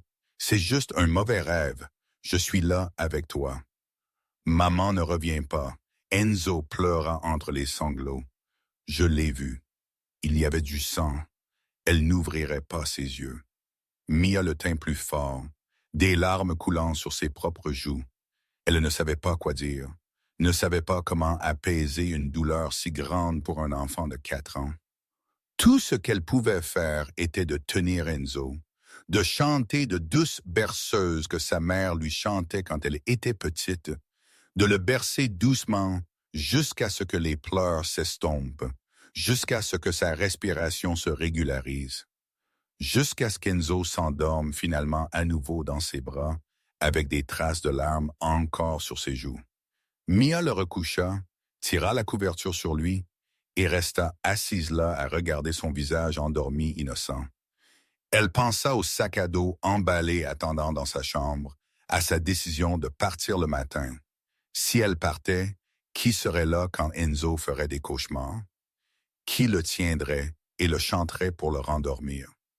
Lorenzo, le père qui se tenait devant la porte de son fils chaque nuit, mais n'osa jamais entrer. Mia resta assise là jusqu'à l'aube, déchirée entre le sentiment de trahison et l'amour qu'elle ressentait pour cet enfant. Quand les premiers rayons de soleil se glissèrent à travers la fenêtre, elle prit sa décision. Elle ne partirait pas en silence. Elle confronterait Lorenzo, lui dirait ce qu'elle avait découvert et le laisserait expliquer ses actions lui-même. Ce matin-là, après avoir nourri Enzo le petit déjeuner et l'avoir laissé aux soins de Rosa, Mia demanda à voir Lorenzo dans son bureau. Elle entra avec son sac à dos sur son épaule et le posa sur une chaise comme une déclaration qui n'avait pas besoin de mots. « J'ai trouvé les caméras », dit Mia directement, sa voix tremblante, mais ses yeux stables. Partout. Dans la chambre d'Enzo, dans la salle de bain, dans ma chambre. Lorenzo ne le nia pas ou ne parut pas surpris. Il resta simplement assis là, la regardant avec une expression illisible, comme s'il avait attendu cette tempête. « Pour protéger mon fils », dit-il pour protéger. Mia s'approcha, la colère montant dans sa poitrine. « Vous appelez me regarder dans la salle de bain, dans ma chambre. Protection. Vous appelez enregistrer chaque moment privé de ma vie. Protection. J'ai besoin de savoir tout ce qui se passe dans cette maison. Non, vous avez besoin de tout contrôler. Mia culpa, sa voix montant. Vous ne faites confiance à personne, pas même à la personne s'occupant de votre fils chaque jour. Vous m'avez enquêté. Vous avez trouvé la vérité sur l'hôpital. Mais vous n'avez toujours pas retiré les caméras. Vous avez continué à me regarder comme si j'étais une criminelle. » Lorenzo se leva, quelque chose clignotant dans ses yeux que Mia ne pouvait lire. « Vous ne comprenez pas. »« Je comprends assez, » dit Mia, sa voix glaciale, même si son cœur se brisait en morceaux. « Je comprends que vous ne m'avez jamais vraiment fait confiance. Je comprends que pour vous, je suis juste une menace potentielle qui a besoin d'être surveillée, pas quelqu'un essayant d'aider votre fils à guérir. » Elle se détourna et leva le sac à dos sur son épaule. « Je pars. Non pas à cause de l'argent, non pas parce que le travail est trop dur, mais parce que je ne peux pas rester dans un endroit où je suis traité comme une suspecte, où chaque moment privé de ma vie est enregistré par des yeux invisibles. » Mia marcha vers la porte, son cœur lui faisant mal à la pensée d'Enzo, de l'enfant qu'elle était sur le point de laisser derrière. Mais elle ne pouvait pas rester. Elle ne pouvait pas vivre comme ça. Sa main venait de toucher la poignée de la porte quand la voix de Lorenzo vint de derrière elle, rauque et tremblante, comme si chaque mot le déchirait de l'intérieur. « Attendez. » Mia s'arrêta, sa main reposant toujours sur la poignée de la porte, mais ne l'ouvrant pas. Elle ne se retourna pas. Elle ne voulait pas regarder Lorenzo, ne voulait pas qu'il voie les larmes menaçant de couler de ses yeux. Mais il y avait quelque chose dans sa voix qui la gardait enracinée sur place, un désespoir brut qu'elle n'avait jamais entendu d'un homme si froid et contrôlé. « Vous avez raison, » dit Lorenzo, sa voix comme si chaque mot déchirait sa gorge. « Je ne fais confiance à personne. Je ne peux faire confiance à personne. Parce que chaque fois que je fais confiance à quelqu'un, je le perds. » Mia se retourna lentement et vit un Lorenzo Santoro qu'elle n'avait jamais vu auparavant. Le chef de la mafia le plus puissant de Chicago se tenait au milieu de la pièce avec des épaules tremblantes, des yeux injectés de sang, les poings serrés fort comme s'il retenait quelque chose sur le point de se briser. Il n'était plus un prédateur terrifiant, mais un homme se noyant dans le chagrin. Cette nuit-là, Lorenzo commença, sa voix tremblant au-delà du contrôle. La nuit où Valentina mourut, Nous venions de finir le dîner célébrant 8 ans de mariage. Elle portait la robe rouge que j'aimais. Elle souriait, parlant d'emmener Enzo à Disney World en été. Il s'arrêta, tirant une respiration rauque comme si l'air lui-même s'était transformé en lame, coupant ses poumons. Puis les coupes de feu. Le verre explosa. J'ai essayé de protéger Valentina, mais c'était trop tard. La balle traversa directement sa poitrine juste devant mes yeux. J'ai senti son sang chaud sur mes mains, trempant mes vêtements, et je ne pouvais rien faire. Je l'ai juste tenue et ai appelé son nom, mais elle ne répondit pas. Ses yeux étaient ouverts, mais ils ne voyaient plus rien.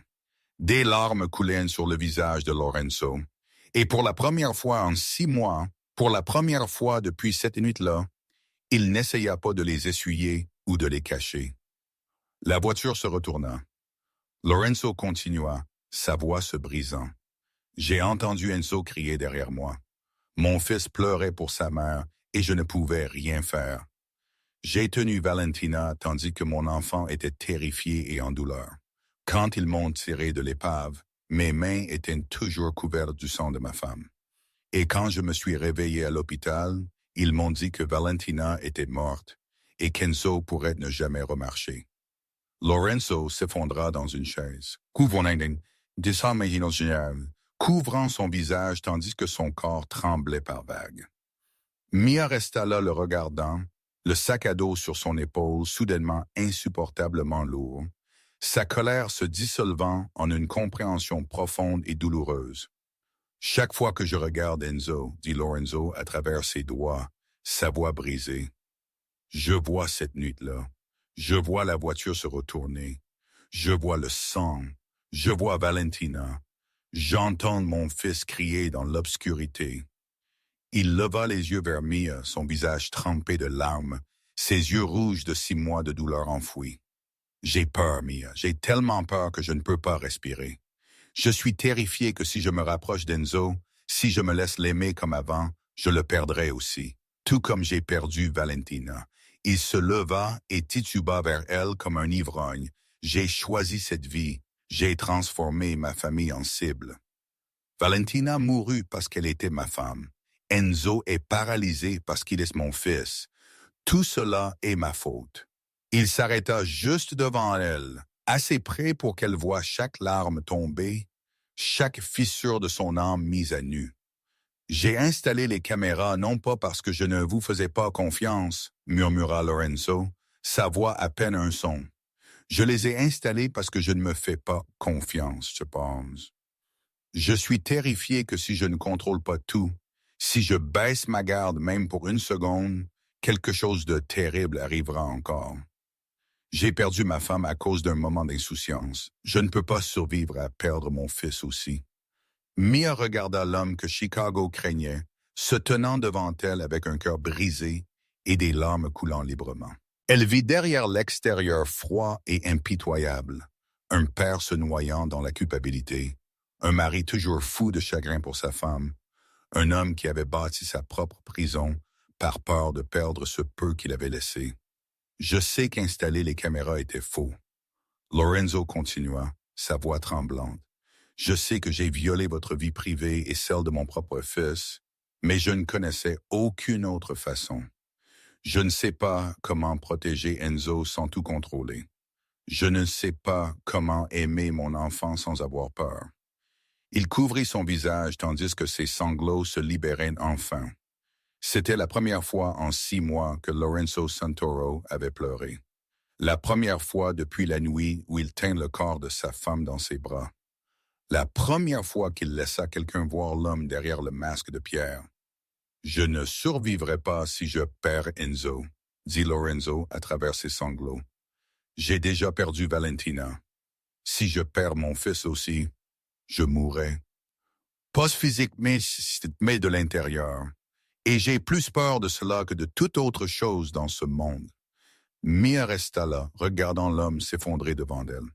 Et elle comprit que Lorenzo Santoro n'était pas un monstre. Il était un père essayant de protéger son enfant de la seule manière qu'il connaissait. Même si cette manière était fausse, même si elle repoussait tout le monde, Il se noyait dans la peur et la culpabilité, et il avait besoin de quelqu'un pour lui jeter une bouée de sauvetage avant qu'il ne soit trop tard. Mia regarda Lorenzo pleurer, regarda l'homme le plus puissant de Chicago s'effondrer comme un enfant devant elle, et toute la colère en elle se dissout comme la brume du matin sous le soleil. Elle laissa le sac à dos glisser de son épaule et tomber sur le sol, le lourd bruit sourd du tissu contre la pierre résonnant dans la pièce silencieuse. Mais ce n'était plus le son du départ. Elle s'approcha de Lorenzo et s'arrêta juste devant lui, gardant juste assez de distance pour éviter l'intimité, mais assez proche pour qu'il sache qu'elle était là, écoutant. Comprenant, installer les caméras était faux, dit Mia, sa voix douce mais ferme. Vous avez violé ma vie privée et celle de votre propre fils. Peu importe la raison, ce n'est pas acceptable. Lorenzo hocha la tête, n'offrant aucune défense et aucune excuse. Il savait qu'elle avait raison. Et pour la première fois de sa vie, le chef de la mafia n'essaya pas de gagner une confrontation. Mais je comprends pourquoi vous l'avez fait. Mia continua. Vous essayez de tout contrôler parce que vous sentez que vous aviez perdu le contrôle cette nuit-là. Les caméras étaient votre façon de vous protéger de la douleur. Votre façon d'essayer d'empêcher la tragédie d'arriver encore. Mais ça n'a pas marché, n'est-ce pas? Vous êtes toujours en douleur, vous avez toujours peur, et Enzo a toujours besoin de son père, peu importe combien de caméras il y a. Lorenzo regarda elle, ses yeux rougis tenant une fragile étincelle d'espoir. Je resterai, dit Mietia, et elle sentit le corps de Lorenzo se détendre, comme si un poids écrasant avait été soulevé. Mais à une condition, vous retirez chaque caméra des espaces privés, de ma chambre, des salles de bain, et le plus important, vous devez être vraiment présent pour Enzo. Pas à travers un écran, pas debout devant la porte à regarder, mais ici en chair et en os avec votre fils. Lorenzo hésita. Mia pouvait voir la peur encore là dans ses yeux. La peur qui l'avait retenu pendant 6 mois, qui l'avait tenu éloigné de l'enfant qu'il aimait plus que sa propre vie. Mais il hocha la tête lentement et décisivement. Enzo a besoin de vous, dit Mia plus doucement. Il a déjà perdu sa mère. Ne le laissez pas perdre son père aussi, juste parce que vous avez trop peur de l'aimer. Cet après-midi-là, Mia conduisit Lorenzo dans la cuisine où Enzo était assis dans sa chaise spéciale, attendant une collation quand il vit son père apparaître à côté de Mia. Les yeux bruns du garçon s'illuminèrent comme 2 petites étoiles. Mia prit les casseroles familières en acier inoxydable de l'armoire, les retourna sur le sol de la cuisine, puis souleva Enzo pour le poser devant la batterie improvisée. Elle plaça 2 cuillères en bois dans les mains du garçon, puis se tourna vers Lorenzo qui se tenait figé dans l'embrasure de la porte. « Asseyez-vous » dit Mia, sa voix douce mais pas une requête, plus une invitation. « Asseyez-vous juste, ne pensez à rien. » Lorenzo regarda le sol froid de la cuisine. Enzo assis là avec des yeux pleins d'attente, et il faillit rire de l'absurdité. Un chef de la mafia, un homme qui dirigeait un empire criminel valant des centaines de millions de dollars, se faisant demander de s'asseoir sur le sol de la cuisine et de frapper des casseroles comme un enfant. Mais ensuite il regarda dans les yeux d'Enzo, les mêmes yeux bruns que ceux de Valentina, des yeux remplis d'espoir et d'amour inconditionnel, et il savait qu'il ferait n'importe quoi pour son fils.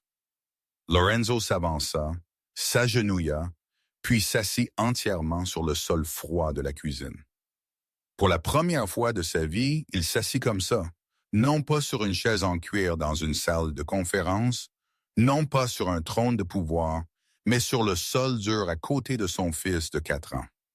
Mia plaça une cuillère en bois dans la main de Lorenzo et ferma doucement ses doigts autour du manche. « Frappez le juste, dit-elle. Ne pensez pas, n'ayez pas peur. Frappez le juste. » Lorenzo regarda la cuillère dans sa main, se sentant stupide et déplacé. Sa main trembla légèrement tandis qu'il la soulevait. Puis il frappa la casserole. Le son métallique retentit, clair et lumineux, résonnant à travers la cuisine comme une petite cloche. Enzo sursauta et fixa son père. ses yeux grands ouverts d'incrédulité. Puis il rit, le sourire le plus lumineux que Lorenzo ait vu depuis avant l'accident. « Frappez-le encore, papa, » dit Enzo, sa voix éclatant d'excitation et de joie. « Papa ». Le mot explosa dans la poitrine de Lorenzo comme une bombe. « Papa ». Son fils l'appelait papa avec un amour pur et du bonheur, pas le cri paniqué d'un cauchemar, pas les cris dans l'obscurité il y a 6 mois, mais la voix d'un enfant heureux parce que son père était là. Des larmes coulèrent de manière incontrôlable, mais cette fois Lorenzo ne se détourna pas. Il frappa la casserole encore et encore. Enzo rit et se joignit. Le bruit des casseroles se mélangeant au rire clair du garçon, remplissant la cuisine. Les sons étaient désordonnés, maladroits, sans rythme. Mais pour Lorenzo, c'était la plus belle musique qu'il ait jamais entendue. Mia se tint tranquillement dans l'embrasure de la porte, des larmes coulant sur ses propres joues. Elle regarda Lorenzo Santoro, le chef de la mafia impitoyable, assis sur le sol de la cuisine, frappant des casseroles avec son fils de 4 ans, des larmes coulant sur son visage tandis qu'il souriait. Et elle savait que ce n'était que le début. Mais c'était le premier pas le plus important sur la longue route de la guérison pour une famille qui avait été brisée. 2 semaines après l'après-midi de la batterie dans la cuisine, tout dans le manoir Santoro avait changé de manière notable. Lorenzo rentrait plus tôt, dînait avec Enzo, et commença même à lire à son fils avant le coucher. Même si sa voix était toujours maladroite et manquait les tons riches que Mia avait, les caméras dans les pièces privées et les salles de bain avaient été retirées comme promis. Enzo riait plus, parlait plus et commença à appeler papa chaque jour au lieu d'appeler seulement Mia comme avant. Tout s'améliorait lentement jusqu'à cette nuit fatidique. L'alarme déchira l'obscurité à 2 heures du matin. Son son perçant résonnant à travers le manoir comme le cri d'une bête blessée. Lorenzo bondit hors du lit instantanément. Les instincts d'un homme qui avait survécu au monde souterrain, le réveillant complètement d'un battement de cœur. Il attrapa le pistolet caché sous son oreiller et se précipita dans le couloir juste au moment où Tony apparut, son visage tendu d'urgence. « Marchetti », dit Tony rapidement. L'équipe de tueurs a franchi la clôture est. Au moins 15 hommes, lourdement armés, et se déplacent dans la maison. Le cœur de Lorenzo se serra, non pas de peur de la mort, mais de peur pour Enzo. Il n'y avait qu'une seule pensée dans son esprit. Son fils dormait à l'étage et des tueurs venaient de le tuer. « Menez Enzo et Mia à la pièce sécurisée », ordonna Lorenzo, sa voix glaciale, même si la rage bouillonnait en lui. Maintenant, Tony hocha la tête et disparut dans les ombres. Lorenzo courut vers l'escalier, tandis que des coups de feu éclataient en bas. Ses gardes s'affrontaient avec les assassins, des balles claquant, du verre se brisant, des cris de douleur s'entremêlant en une symphonie mortelle au cœur de la nuit. Mia était déjà dans la chambre d'Enzo quand Tony arriva. Elle tenait l'enfant terrifié fermement tandis qu'il pleurait, ses yeux grands ouverts d'horreur au son des coupes de feu. Des souvenirs de la nuit où sa mère mourut inondaient sûrement son esprit fragile, et Mia ne pouvait que le tenir et murmurer que tout irait bien, même si elle n'était pas sûre que c'était vrai. Tony les conduisit à travers un couloir caché que Mia ne savait jamais exister, en bas d'un escalier en spirale dans ce sous-sol. Le bunker était blindé comme une forteresse militaire, avec une porte en acier de plus de 20 cm d'épaisseur et un système de verrouillage électronique construit pour résister même aux bombes. Tony poussa Mia et Enzo à l'intérieur, dit rapidement que le patron viendrait après, puis scella la porte et disparut pour rejoindre le combat. Mia s'assit dans le coin tenant Enzo, écoutant les coups de feu résonner d'en haut. Le garçon sanglotait de manière incontrôlable, appelant sa mère, appelant son père, son corps tremblant sans retenue. Elle lui chanta, sa voix tremblante et brisée. Mais elle ne s'arrêta pas parce que c'était la seule chose qu'elle pouvait faire pour le garder calme. À l'étage, Lorenzo se battit comme un animal sauvage. Il ne se battait pas pour un empire, pour le pouvoir ou l'argent. mais pour le soleil attendant dans le bunker en dessous. Chaque balle qu'il tira portait un vœu silencieux qu'il protégerait Enzo à tout prix, qu'il ne laisserait pas la tragédie d'il y a 6 mois arriver encore. Il abattit 2 assassins dans le couloir du 2e étage, puis un autre dans les escaliers. Mais tandis qu'il se déplaçait vers une autre position, une balle lui déchira l'épaule gauche. Lorenzo tomba, la douleur explosant comme si un fer rouge ardent avait été enfoncé dans son corps. Le sang coula, trempant sa chemise, mais il ne s'arrêta pas. Il serra les dents, se força à se lever, sa main droite tenant toujours le pistolet, et continua de se battre. Pour Enzo, il pouvait endurer n'importe quoi. La fusillade dura près de 20 minutes. 20 minutes qui se sentiraient comme une éternité pour tout le monde dans le manoir. Finalement, les coups de feu se turent, et dans le silence terrifiant qui suivit, Lorenzo compta les corps. 15 assassins, tous morts. 4 de ses gardes étaient aussi tombés. Des hommes qui donnèrent leur vie pour protéger la famille Santoro. Lorenzo courut vers le bunker, son épaule saignant toujours.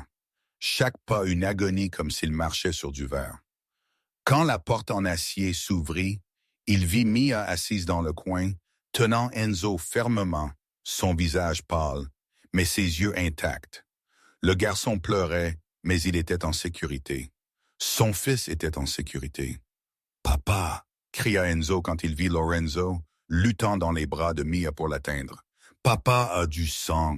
Papa est blessé. » Lorenzo tomba à genoux devant son fils, sa main non blessée tremblant, tandis qu'elle touchait le visage trempé de larmes d'Enzo. « Papa va bien, dit Lorenzo, sa voix avec douleur et émotion. « Papa est là. Papa ne va nulle part, je promets. » Enzo se jeta dans les bras de son père, s'accrochant au cou de Lorenzo malgré le sang coulant toujours de son épaule. Et Lorenzo le tint en retour, le tenant comme si c'était la dernière fois, des larmes se mélangeant avec du sang et de la sueur sur le visage d'un homme qui venait de combattre la mort elle-même. Mia resta là les regardant, des larmes coulant sur ses joues. Elle vit Lorenzo Santoro, l'homme qui avait tué 12 assassins avec un bras, tandis que l'autre saignait, tenant son fils et pleurant comme un enfant. Et à ce moment-là, elle sut qu'elle l'aimait. Aimait l'homme prêt à mourir pour protéger son enfant, aimait le père apprenant comment aimer après avoir survécu à l'enfer. Cela rendit tout infiniment plus compliqué. Mais Mia s'en fichait parce que parfois l'amour n'a pas besoin de faire sens. Le jour après l'attaque, Lorenzo appela une réunion d'urgence avec tout le régime Kappa de la famille Santoro. La salle de conférence était épaisse de tension. 12 des hommes les plus puissants du monde souterrain de Chicago, assis autour de la longue table, attendant une décision de leur patron. Lorenzo se tenait à la tête de la table, son épaule gauche bandée, son visage pâle de perte de sang. Pourtant ses yeux restaient vifs comme des lemmes. « Je cède le contrôle opérationnel à Tony pour 6 mois, » dit Lorenzo, sa voix stable, même s'il savait que ses mots enverraient des ondes de choc à travers la pièce. « J'ai besoin de temps pour ma famille. » Le silence tomba comme une lourde couverture. Personne ne croyait ce qu'il venait d'entendre. Lorenzo Santoro, le patron qui ne reculait jamais, l'homme qui bâtit son empire avec du sang et des larmes, déclarait que la famille passait avant tout le reste. Le plus ancien caporal, un homme qui avait suivi Lorenzo depuis les premiers jours, parla. « Marchetti est toujours là, il frappera encore. »« Marchetti sera traité, » répondit Lorenzo froidement. « Mais à mes conditions, à mon heure, je ne le laisserai plus contrôler ma vie. J'ai déjà laissé la peur voler 6 mois à mon fils, et je ne laisserai pas que la continuer. » Tony se leva et hocha la tête, acceptant la responsabilité. Il avait suivi Lorenzo pendant plus de 20 ans, avait été prêt à mourir pour lui, et maintenant il porterait l'Empire pour que Lorenzo puisse enfin faire ce qu'il aurait dû faire il y a longtemps, être un père. Après la réunion, Lorenzo trouva Mia dans le jardin où elle poussait le fauteuil roulant d'Enzo sous le doux soleil de l'après-midi. Le garçon était encore secoué de la nuit précédente, s'accrochant fermement à la main de Mia chaque fois qu'un son fort brisait le calme, mais sa présence le calmait lentement. Lorenzo s'assit sur le banc de pierre à côté d'eux et regarda Mia pendant un long moment avant de parler. J'ai arrangé le transfert de votre mère à l'hôpital Northwestern Memorial, où l'équipe d'oncologie est parmi les meilleures du pays, dit Lorenzo. Tous les coûts de traitement, chimiothérapie, chirurgie, si nécessaire, seront couverts par moi. Mia se tourna vers lui, ses yeux grands ouverts de surprise. Elle était sur le point de parler, peut-être pour refuser, peut-être pour dire qu'elle ne voulait rien lui devoir. Mais Lorenzo continua avant qu'elle ne puisse ouvrir sa bouche. « Vous avez rendu à mon fils sa vie, dit-il. Vous étiez là pour Enzo quand je ne pouvais pas l'être. Vous avez protégé mon enfant la nuit dernière quand les assassins sont venus. Ce n'est pas une dette et ce n'est pas un remboursement. C'est ce que je veux faire pour vous, pour votre famille. » Mia fut silencieuse un long moment, des larmes se rassemblant dans ses yeux. Elle pensa à sa mère allongée dans un hôpital public surpeuplé, pensa aux factures médicales s'accumulant sans moyen de les payer. Et maintenant l'homme devant elle offrait d'enlever tout cela, ne demandant rien en retour. « Merci, dit Mia doucement, sa voix se brisant. « Merci. » Lorenzo hocha la tête, puis regarda Enzo, qui jouait avec une feuille tombée dans ses mains. « Il y a une chose de plus, dit-il, sa voix plus douce. Je vais commencer à voir un thérapeute. » Mia le fixa avec surprise. Elle n'imagina jamais qu'un chef de la mafia admettrait qu'il avait besoin d'aide. Ne pensa jamais que Lorenzo Santoro accepterait quelque chose que beaucoup voyaient comme une faiblesse. « Vous aviez raison, » continua Lorenzo, ses yeux toujours sur Enzo plutôt que sur elle. « J'ai besoin d'une vraie aide de quelqu'un entraîné à la donner. Je ne peux pas continuer à vivre avec cette douleur seule. Et je ne peux pas la laisser continuer à affecter Enzo. » La première séance de thérapie eut lieu 3 jours plus tard. Lorenzo était assis en face du psychologue dans une pièce calme, ses mains serrées blanches, incertain comment commencer. Mais quand il parla de Valentina, de cette nuit fatidique, de la culpabilité qui l'avait rongé pendant 6 mois, tout se déchaîna comme un barrage cédant. Il pleura dans cette session. Pleura plus fort que la nuit où il confessa tout à Mia. Mais personne ne lui dit d'être fort. Personne ne le jugea pour ses larmes. Pour la première fois de sa vie, Lorenzo Santoro fut autorisé à être faible, autorisé à faire son deuil, autorisé à être humain au lieu d'un chef de la mafia sans émotion. Et avec chaque session, avec chaque jour qui passait, il apprit à nommer sa douleur au lieu de l'enterrer. Apprit à se pardonner, même si cette bataille était plus dure que n'importe quelle guerre qu'il avait jamais menée. 2 mois après l'attaque, un miracle arriva pendant une séance de physiothérapie aussi ordinaire que n'importe quelle autre. Mia aidait le thérapeute avec les exercices d'Enzo, massant les petites jambes et pliant les articulations selon une routine qu'elle avait mémorisée après des centaines de répétitions. Lorenzo était assis à proximité tenant la main de son fils, lui parlant pour le distraire des mouvements fastidieux. Puis le thérapeute s'arrêta soudainement, son expression changeant, ses yeux fixés sur le pied droit d'Enzo. « Monsieur Santoro, regardez ceci, dit-il, sa voix tremblant d'émotion. » Lorenzo suivit son regard et sentit son cœur s'arrêter. Le gros orteil d'Enzo bougeait juste un peu, un minuscule tressaillement presque impossible à remarquer, mais il bougeait. Pour la première fois en 9 mois depuis l'accident, les jambes d'Enzo répondaient. Le médecin expliqua que c'était un signe positif, que les nerfs pourraient se récupérer lentement, que personne ne pouvait promettre qu'Enzo marcherait encore, mais l'espoir était maintenant bien plus grand qu'avant. Lorenzo tomba à genoux à côté de la table de thérapie, des larmes coulant librement tandis qu'il regardait le minuscule orteil de son fils bouger encore. Il serra Enzo dans ses bras et pleura comme un enfant, murmurant qu'il l'aimait, qu'il était fier de lui, qu'il était le garçon le plus fort du monde. Mia se tenait à côté d'eux, des larmes coulant sur ses propres joues, sa main reposant sur l'épaule de Lorenzo en compréhension silencieuse. Cette même semaine, Lorenzo prit la décision la plus importante dans sa guerre avec Marchetti. Tony avait localisé la cachette de leur ennemi, une villa en dehors de Miami, gardée par une équipe de sécurité privée. Tout était prêt pour un assaut, l'équipe de tueurs la plus élite de la famille Santoro attendant l'ordre. Et tout ce que Lorenzo avait à faire était de hocher la tête pour que Marchetti meure cette nuit-là.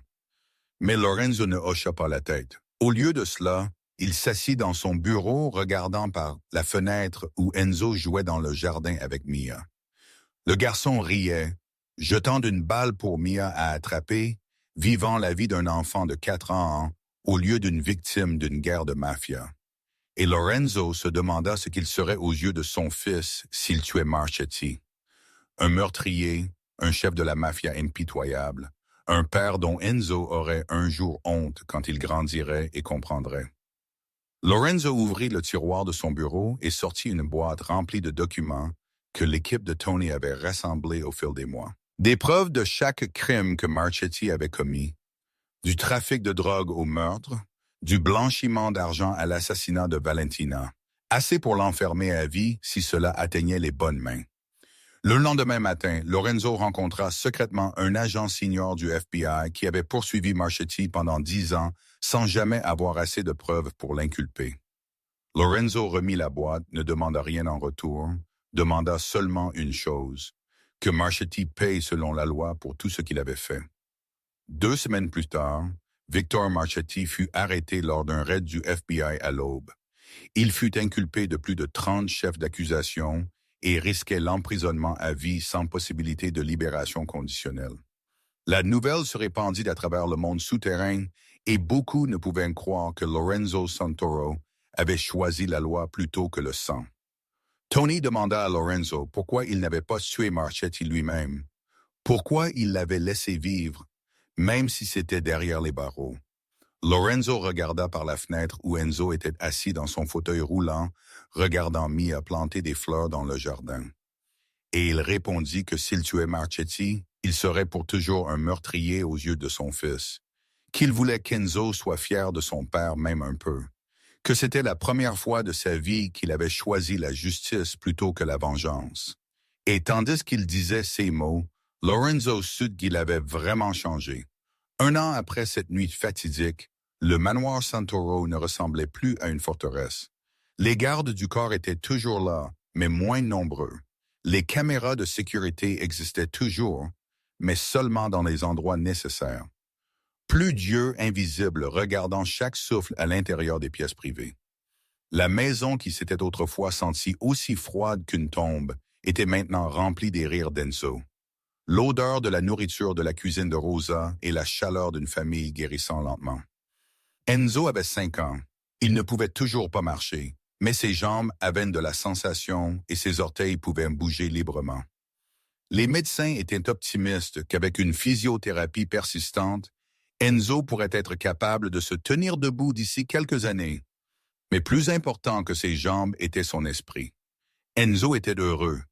Il riait chaque jour, parlait sans fin et aimait son père inconditionnellement.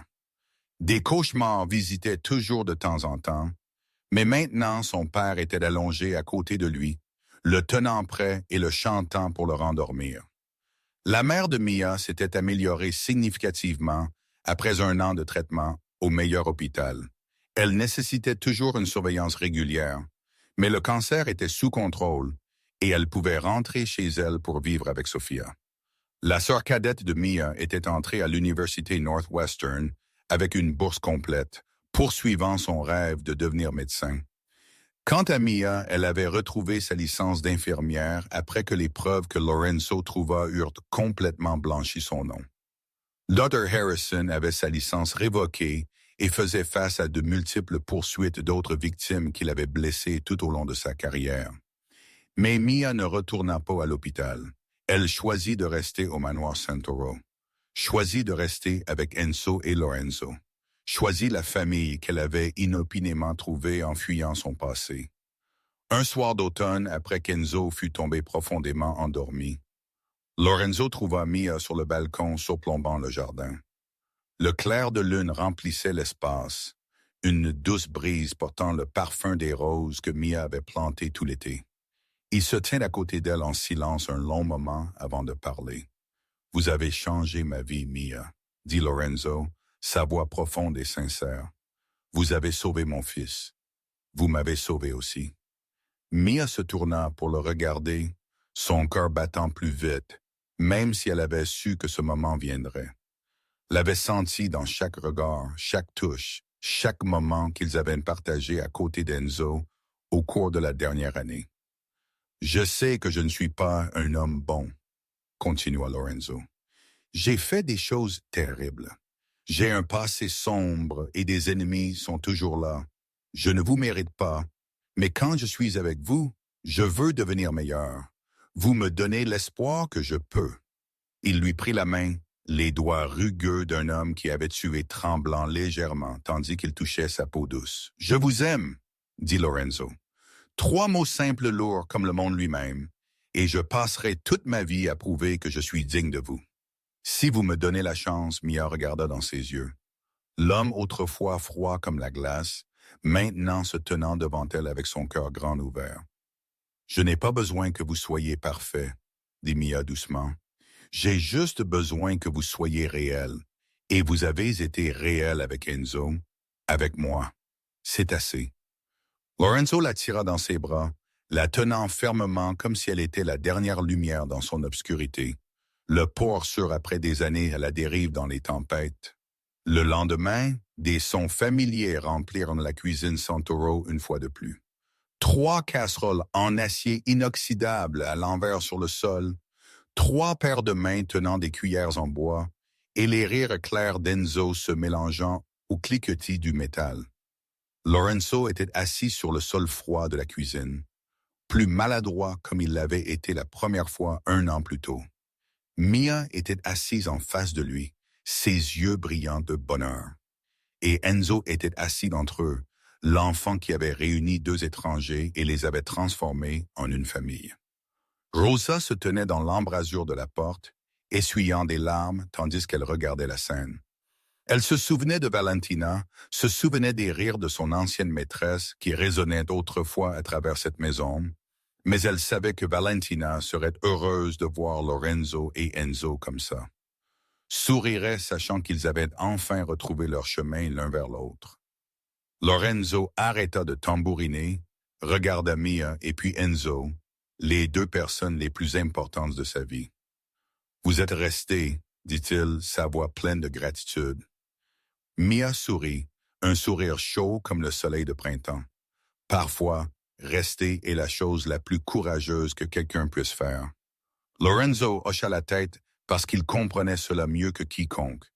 Il avait couru pendant 6 mois, fuyant la douleur, son fils, lui-même.